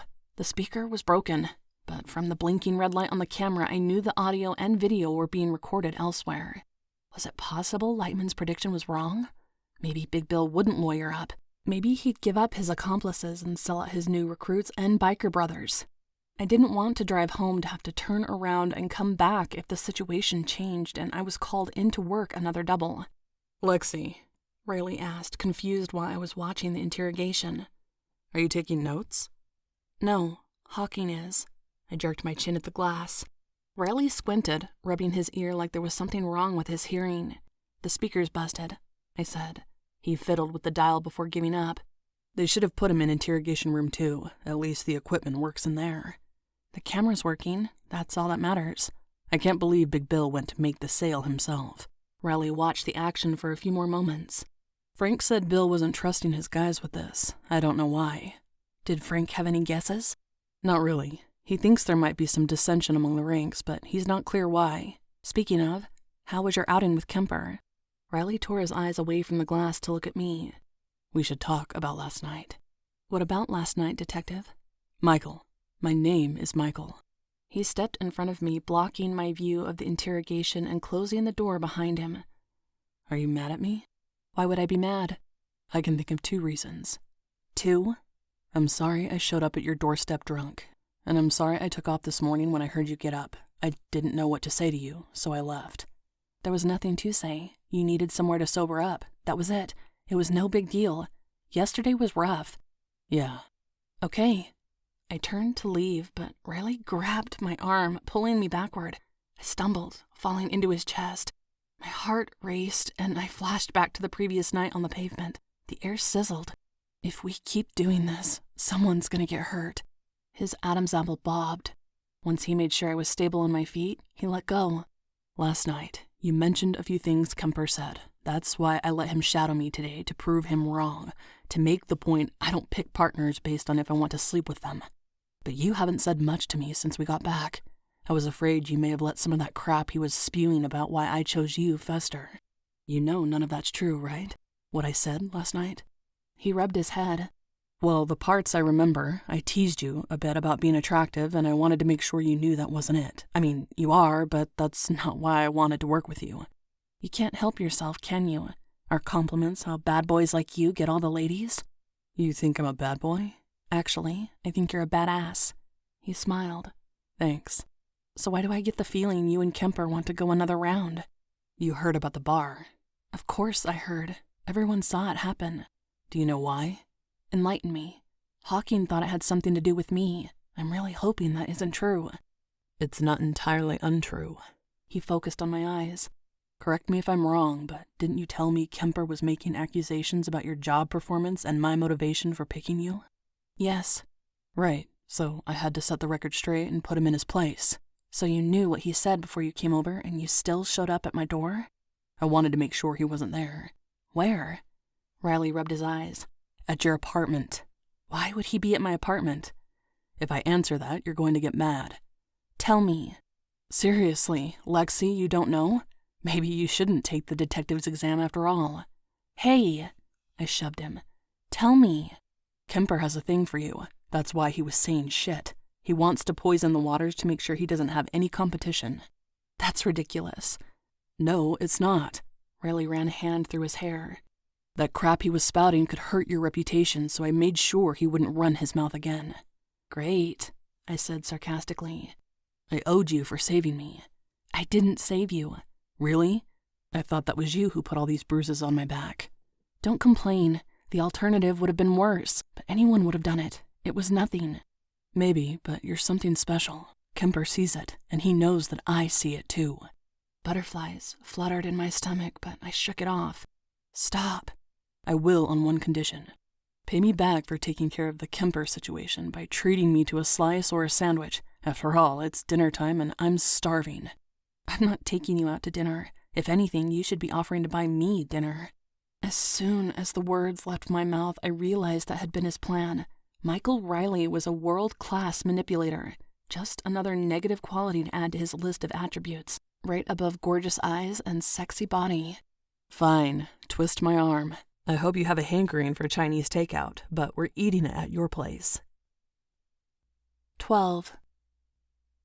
I drove home, changed out of my work clothes, pulled on a sweatshirt and jeans, ran a brush through my hair, and forced myself to leave the bathroom before I did something stupid, like put on makeup or curl my hair. This was not a date. I didn't know what it was, but it wasn't a date. I dug through the kitchen drawers for plastic utensils, grabbed a few beers from the fridge, found some condiments, and put everything out on the counter. Unsure what else to do, I settled on the couch and waited for him. Maybe I should change or fix my hair. Would he want to eat out of the containers or off actual dishes? Maybe we should use real silverware. Or was he a chopstick guy? A few minutes later, he knocked. "It's open," I called, doing my best to appear less neurotic than I felt. "You're a cop. You should know better than to leave your door unlocked," Riley scolded, carrying a plastic bag that smelled of Asian spices. He cocked an eyebrow at me. "You look comfortable." "I am." "Good."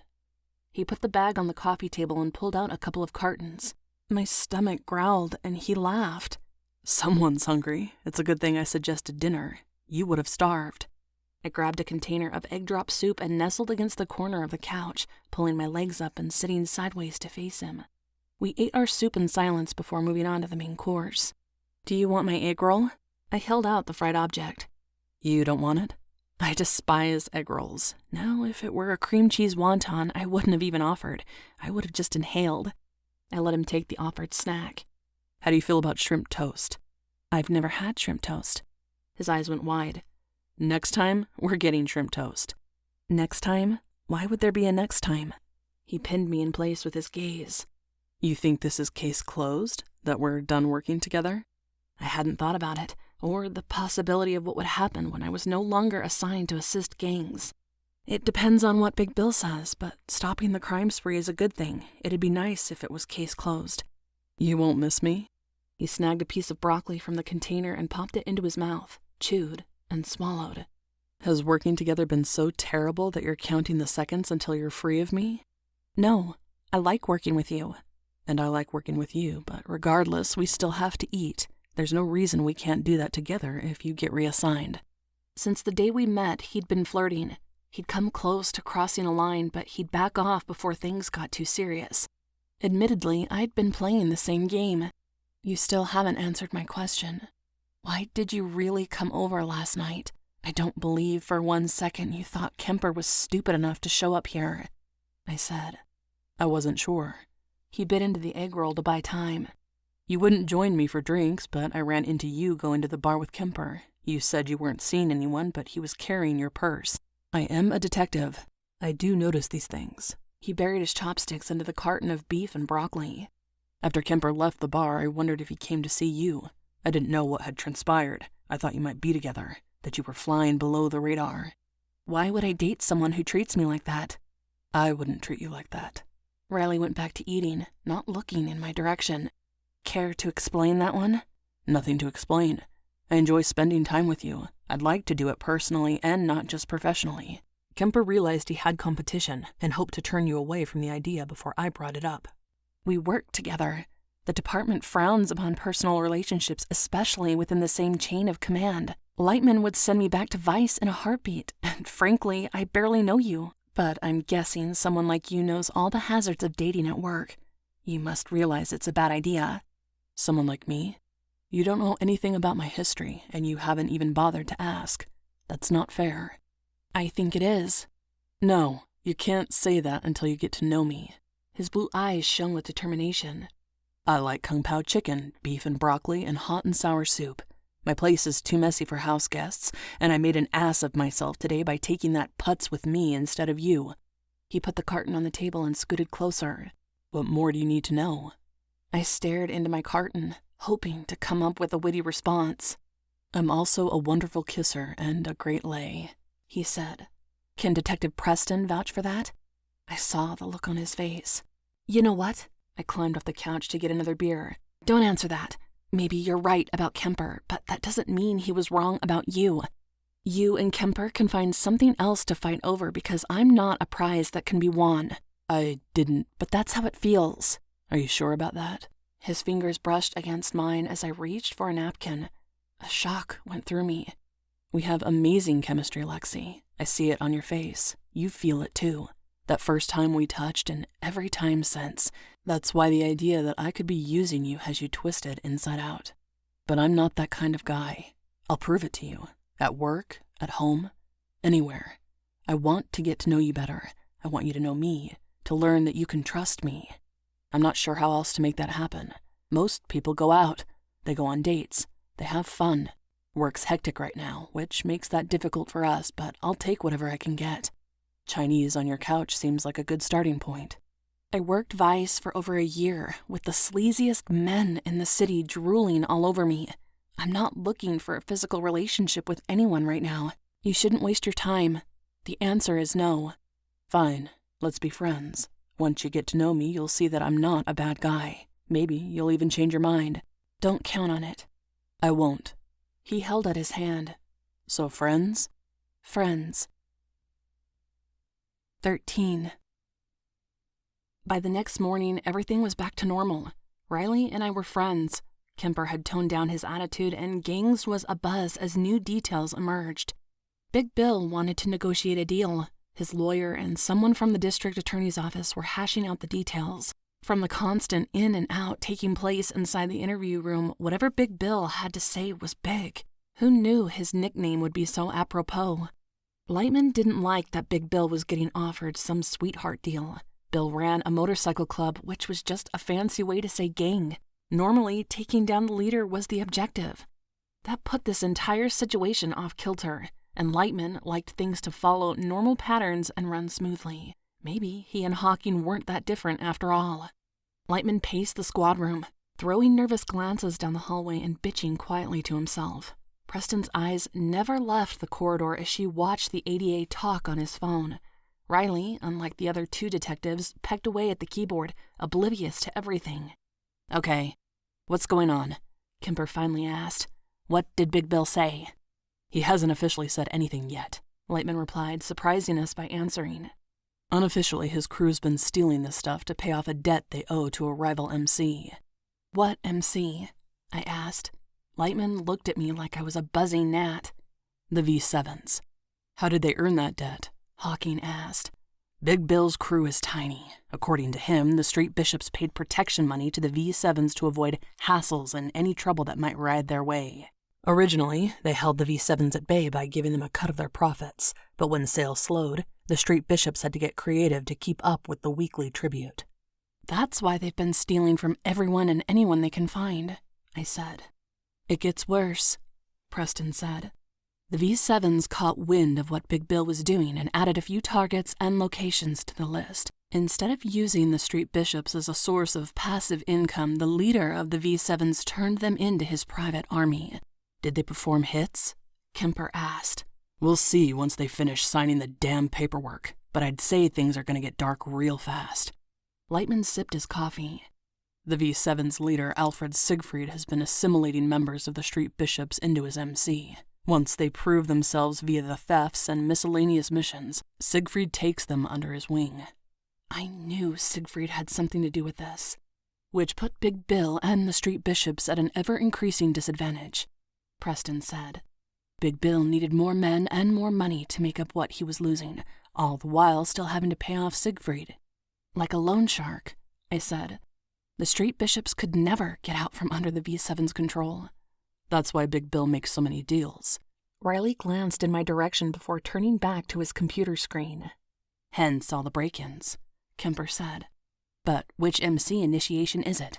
The bishops or the V7s? Hard to tell at this point, Lightman said. However, Big Bill must have figured if he got enough guys behind him, he could tell Siegfried to shove it. That's why he's cooperating. He wants us to take care of his problem for him. How? Kemper asked. If he rolls on the V7s, he'll be rolling on a bunch of his former guys. Do you think he cares? They betrayed him first, Lightman said. Once Bill rolls on the V7s and we make sweeping arrests, he'll take over the entire area. No more protection money. No more thefts. He gets what he wants. He's hoping we'll play along since that'll mean the break-ins stop and we get credit for pulling a bunch of violent criminals off the streets. Only to replace them with a different set of violent criminals. Hawking sighed. That's police work, boys and girls, Lightman said. How do we stop that from happening? I asked, my mind running through the possibilities but not coming up with much of anything. Yes, we want the crime wave to end, but how do we stop the street bishops from taking over? We can't, Lightman said. Preston looked torn. Actually, maybe we can, Jack. It depends on Big Bill. He may not offer up a list of his current crew, but they have more stolen property stockpiled they'll want to convert to cash. As long as we're paying attention, we could get them that way. That's the long game, Lightman said. And that's assuming they don't unload it before we are in a position to arrest them. Frank said Bill has a lot more stash somewhere, more than what he told Siegfried about. Bill called it his rainy day fund, Riley said. How did Frank hear about that? I asked. The same way he heard about Bill selling off his stash. Which was? He overheard the bartender talking on the phone. The bartender's not technically part of the street bishop since he doesn't ride, but he runs the bar and watches over Big Bill's apartment. Can we turn him? Lightman asked. Riley shook his head. Frank said no, and if we try, we'll compromise our UC. Frank pretended to be passed out at the bar when he overheard those things. He was the only one there besides the bartender and Big Bill. We can't do that to him. Lightman considered it for longer than he should have before agreeing. Big Bill may be untouchable, but he can't negotiate a deal for his entire crew. We'll build a case against each individual separately if we have to. Before this case, we rarely heard about the V7s. Riley piped up. They aren't in the database. Only Siegfried is. He was Big Bill's cellmate. Are we certain Big Bill isn't full of shit? He knows he needs to serve up some valuable intel or else he's going down for the crime spree. If his intel's sound, he gets the deal. And if it isn't, we throw the book at him. It's as simple as that. Lightman dropped into a chair. I hate waiting for these legal eagles to come to a decision. It's holding us back from doing actual police work. The ADA poked his head into the room. Hey, Jack, we need to talk. Lightman groaned. Yep. I went to the coffee maker, only to find it empty. Who finished the coffee? I asked, but everyone ignored me.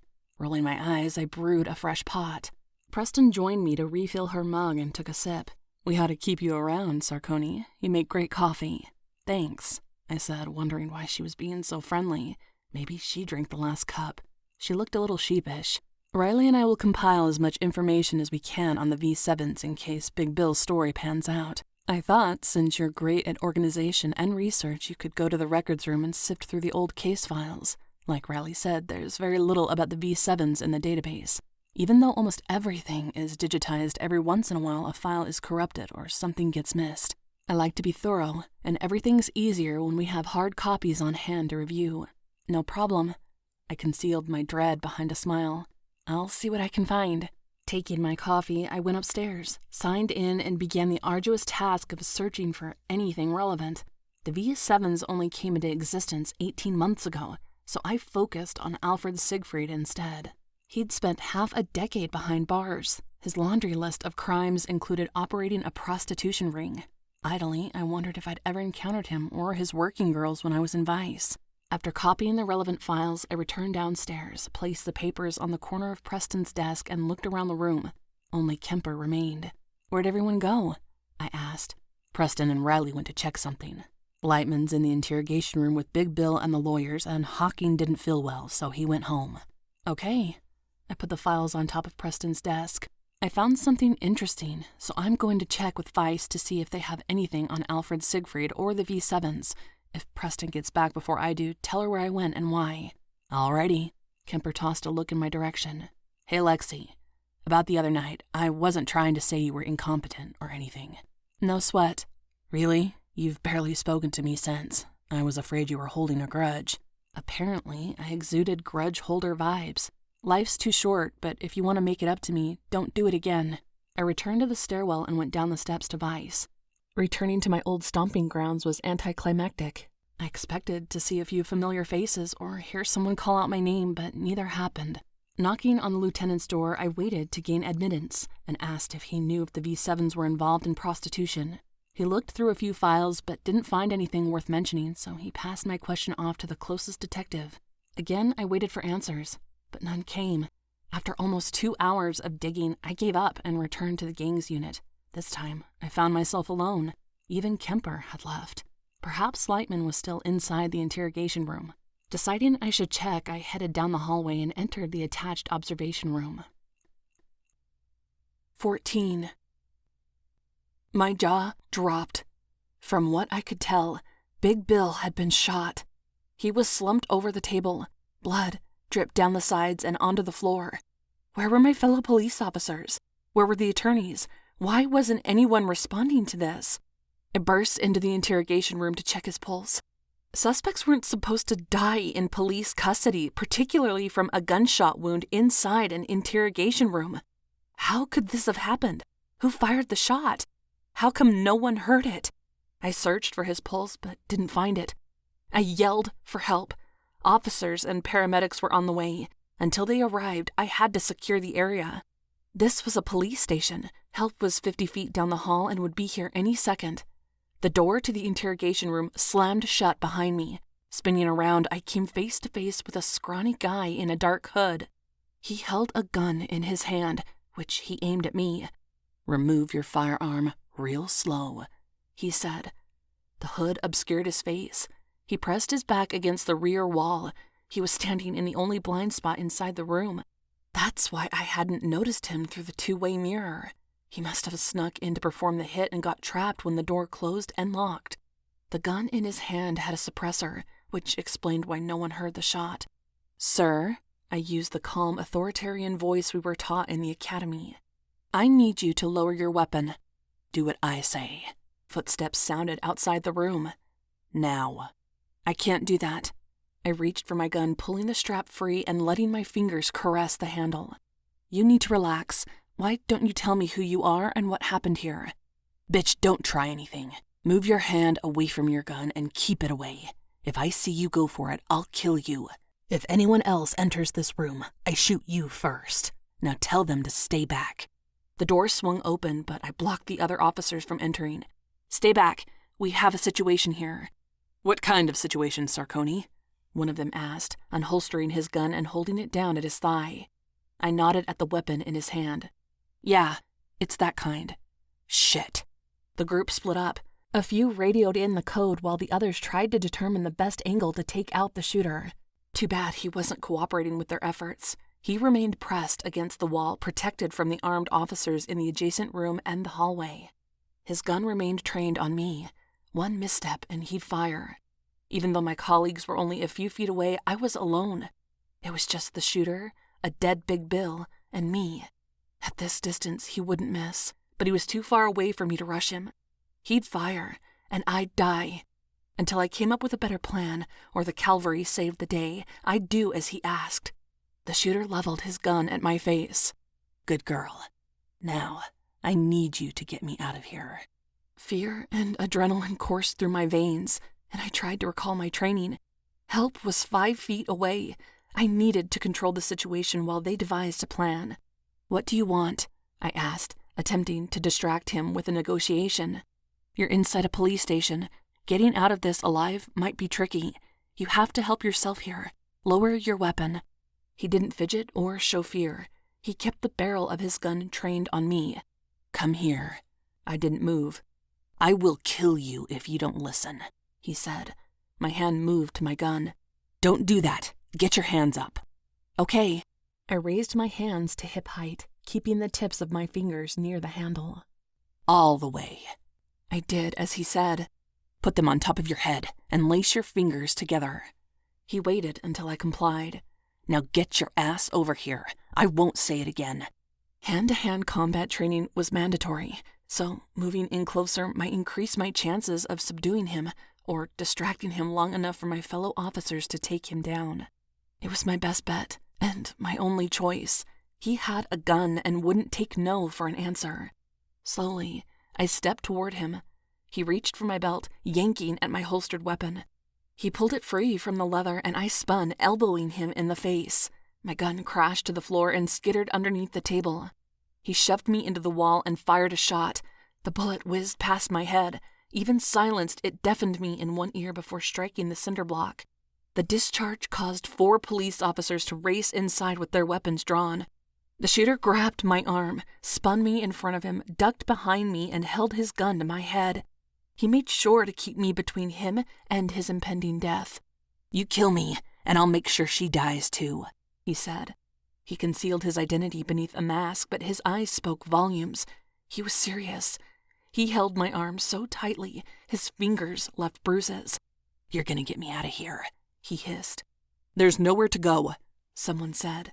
The shooter sounded as panicked and vicious as a cornered animal. I'll make sure you die before I do if you don't get me the hell out of here right now. His trigger finger itched and flexed. I believed he'd do it. Okay, I said. Yanking on my braid, he pulled me flush against his body.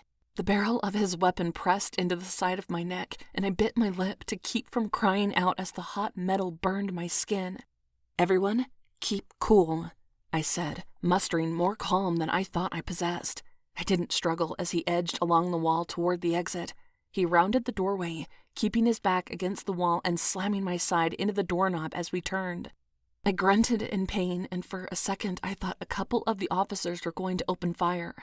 Just keep cool, I said as he inched us along the corridor. He made sure to stay sandwiched between the wall and me, forcing the responding officers to make room as we headed toward the exit. The tension was thick. Radio calls sounded in the background. SWAT was on the way. Lightman skittered to the edge of the squad room with Riley by his side. I didn't know where they came from, but I was relieved to see 2 familiar faces.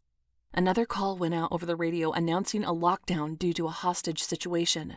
Somehow, the fact that this was a hostage situation and I was the hostage had eluded me, but the thought sent a ball of dread into the pit of my stomach. I felt dizzy and inhaled a deep breath. I was going to die. The gunman already killed 1 man. Surely he wouldn't hesitate to kill me once he realized he wasn't going to make it out of this alive. Move it! The shooter yanked me along at a faster rate. I stumbled and he swore, pulling me so tightly against him I could feel the cell phone in his pocket pressing into my leg. There's nowhere left to go, someone said to our left. You're not stepping foot outside of this police station. Then neither will she. He flattened further into the wall, pressing his back against it and keeping me in front of him. He'd been edging toward the exit, but with the latest announcement, he was afraid someone would try to take him from behind. The angles hadn't been great before, but they were worse now. Why did I ever step foot inside that interrogation room? A sob tried to escape my lips, but I swallowed it back down. I needed to hold it together. This was the job. I knew the risks, even if I never imagined something like this would happen. I had to do something to help myself, but between his grip and the gun, I'd be dead before I could do anything. On the bright side, he would never see the light of day again either. Lexie. Riley's voice cut through the radio squawks and whispers. You're going to be okay. Trust me. Everything's fine. Just look at me. I locked onto his blue eyes, seeing an inferno erupting in their deep pools. He stepped out of the squad room and into the hallway. The other officers sought protection from doorways and furniture, but Riley remained out in the open, completely exposed to the lunatic with the gun. Don't speak to her, my captor said. I'm in charge. Now clear the way so we can pass. Listen, buddy, you have 3 seconds to do the right thing and let the lady go, Riley said, and I shuddered, frantically searching for SWAT's laser sight. Lexie, look at me. Even if my captor didn't know what was about to happen, I did. Keep your eyes on me. I'm right here. I'm not going anywhere. You're going to be fine. Nothing's going to happen to you. I won't let it. Bullshit. The guy dragged me another few feet, his back still against the wall as he used me as a human shield. But armed officers at the other end of the hallway made him reconsider, and he froze in place, trapped and unsure where to go. 2, Riley whispered, his eyes on mine. 1.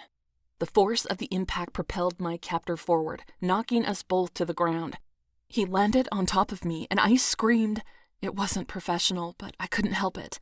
The cops swarmed, pushing the assailant off me, confiscating his weapon, and cuffing him, even though he was dead from the blast that had gone through the cinder block and into the back of his skull. SWAT had the most powerful weapons outside the military, including rounds that could penetrate layers of steel and concrete, so they shot him through the wall. Riley raced to me, kneeling on the ground and pulling me into his arms. He held me close. Are you okay? His focus kept shifting between what was happening with the shooter and with me. Lexie, look at me. Let me see those pretty eyes of yours. Are you okay? Were you hit? He grasped my face in his hands, quickly assessing my head and neck for any injuries. No matter how hard I tried, I couldn't stop trembling. It was the adrenaline surge and the shock of what just happened. He killed Big Bill, I managed. He was in the interrogation room when I went inside. I didn't see him. He was hiding next to the glass. It's okay. You're okay. Riley hoisted me to my feet, but the world spun, and I clung to his strong arms, which were around me again, hugging me to his chest. You did good. It's over now. You're safe. Give her some room to breathe. Preston tugged one of Riley's arms loose. Apparently, our gopher has to make sure this place runs smoothly. Where was Lightman and the officer assigned to keep watch over the suspect? Who the hell let this jackass into the station in the first place?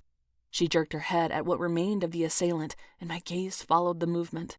Seeing the pool of dark red blood, the pieces of skull and brain matter, and the look of sheer shock on what was left of my captor's face, I was hit by a strong wave of nausea and ran to the nearest bathroom.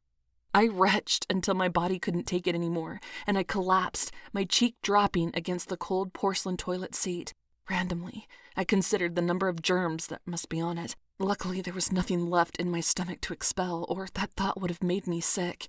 Riley followed me into the bathroom and pressed a cold, damp cloth against the back of my neck. He stroked my back and made sure my hair didn't fall in front of my face. He didn't say anything. This is the ladies' room, Michael, Preston said from behind. Unless you're planning to cut something off, I'll take it from here. Sam, he growled, but she made a tisk sound. Fine. His lips brushed against my ear. I'll be right outside if you need me. I nodded, and he left. It's okay, Sarconi. Preston knelt in the spot Riley had vacated, pulled my hair out of my face, and wiped the remaining blood spatter off me. We all react like this when something that traumatic happens. At least you made it into the bathroom rather than vomiting all over our DB. She smiled, attempting to crack a joke. Come on, let's get you cleaned up. Once you go back out there, a few detectives will want to take your statement and ask you a dozen questions. You're entitled to have your union rep present if you want, but they aren't looking to blame you for anything. They just want to know what happened. You weren't at fault. In fact, you're the only one in this whole damn place who was paying attention today. If it hadn't been for you, that creep would have snuck out, and who knows who else he might have killed. Who was he? We're working on it. I'm sure Michael's tasked half the department and everyone in homicide to do some digging. We'll get to the bottom of this. She narrowed her eyes, seeing the burn on my neck. Does anything hurt? Do you need medical attention? I'm okay. I just want this shift to be over. The sooner we get off this disgusting floor, the sooner you can go home. 15.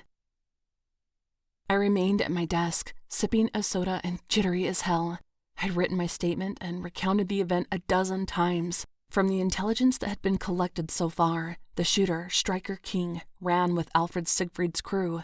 Siegfried must have suspected Big Bill was going to rat on him and sent King to take care of the problem. It was ballsy to send someone into a police station to kill a guy, and clearly King was stupid enough to think he could shoot his way out. Detective Michael Riley had been hovering since the shooting, and now that I was finally free to call it a night, he drove me home, even though my car was right outside. But after what happened, my body was numb and buzzing at the same time. That was probably a bad sign. I never should have let that guy get the jump on me, I said. I should have paid more attention, checked the room. You couldn't have known, Riley said. You kept your wits about you. You did what you had to. I didn't do anything. I should have fought. He would have killed you. I blinked. This feels like a bad dream. I'm not sure any of it is real. He parked outside my apartment building and studied my eyes. It's just the shock of today. You'll feel better in the morning. All you need is a stiff drink and a good night's sleep. I can't feel anything. He lifted my hand in his and pressed my palm against my chest. Do you feel your heart beating? I guess, but it seems disconnected somehow.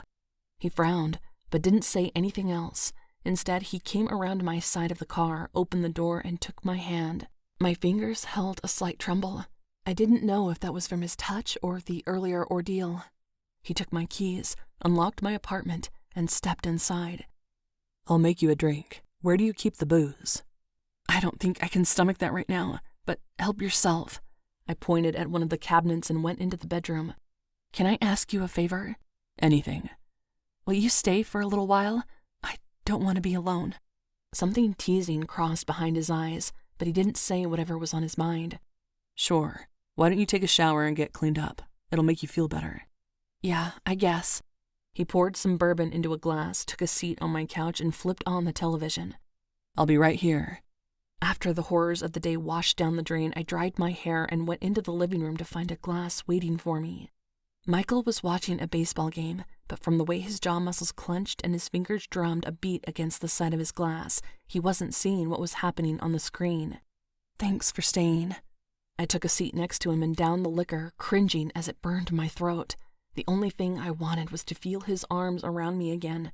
I tried to shake it off. Are you feeling better? 2 close calls in 1 week are never a good thing. He turned off the TV and brushed his fingers against the burn on my neck. Does that sting? Do you want some ice or aloe? I don't know. All I can think about is how it could have ended in the blink of an eye. If SWAT had been an inch off, I'd be on that floor too. They're professional shooters, trained for tactical resolutions. You were safe. I flashed to the look on his face before the shot was fired. Every day I wake up knowing this could be a possibility. I've had close calls, but they never get easier. At times like this, I wonder if I should even be a cop. Lex, you're safe. It's normal to be rattled. The department has a shrink on the payroll. Maybe you should think about talking to him. Did you talk to him after you almost got hit by a car? Riley sipped the last of his drink. I took my aggression out on Kemper instead. That's not healthy, especially for Kemper. Riley snickered. But I have talked to the shrink before, when I found myself in worse jams. It's something to think about. I'm pretty sure Lieutenant Peterson's insisting on it, but that's not going to help me right now. All I want is to get the feel of his hands and the sound of his voice out of my head. I know something that might help. Riley took my face in his hands, searched my eyes for permission, and kissed me. To both our surprise and his delight, I kissed him back, and then it turned into a frenzy. Nothing but raw emotion and physical desire. Lexie, he whispered, breaking the kiss. I don't want to take advantage. You're vulnerable right now. I'm not vulnerable. My hands had a mind of their own and had unbuttoned his shirt and were working on his belt buckle. Sorry, I wasn't thinking. It's been a long day. I guess I just wanted something to take my mind off of it. Yeah, well, that was the point. He studied his partially unhooked belt for a moment. We're just friends. No benefits, right? I don't know anything right now. I just want it to stop. When I close my eyes, all I see is his gun in my face, and when there's nothing but silence, I hear that shot ring out and the wet sound of the bullet piercing his skull. I shuddered again, and Michael lifted me onto his lap. Then let's not think about anything for the next few minutes. He grasped my face in his hands and kissed me again, encouraged by my earlier actions. His eyes burned with lust, and the look caused my stomach to flip. Even though we had done nothing but kiss, I could feel the heat rising between us. For the record, this has nothing to do with our dynamic at work, but I'll stop if you tell me to. This is your call. His words set off warning bells in my brain. We shouldn't. We work together. No one has to know. He looked sincere, at least sincere enough for my revved-up libido, and I kissed him again, desperate to lose myself in something besides the images of blood and brain matter that surfaced behind my eyes. We broke apart long enough for me to take my sweatshirt off. He smiled at the lace-trimmed camisole I wore underneath. Always full of surprises, he said. I moaned as he caressed my left breast and suckled the right through the thin material. I arched into him, wanting him to remove the cloth barrier in our way. Michael! My voice was ragged, filled with desire and need.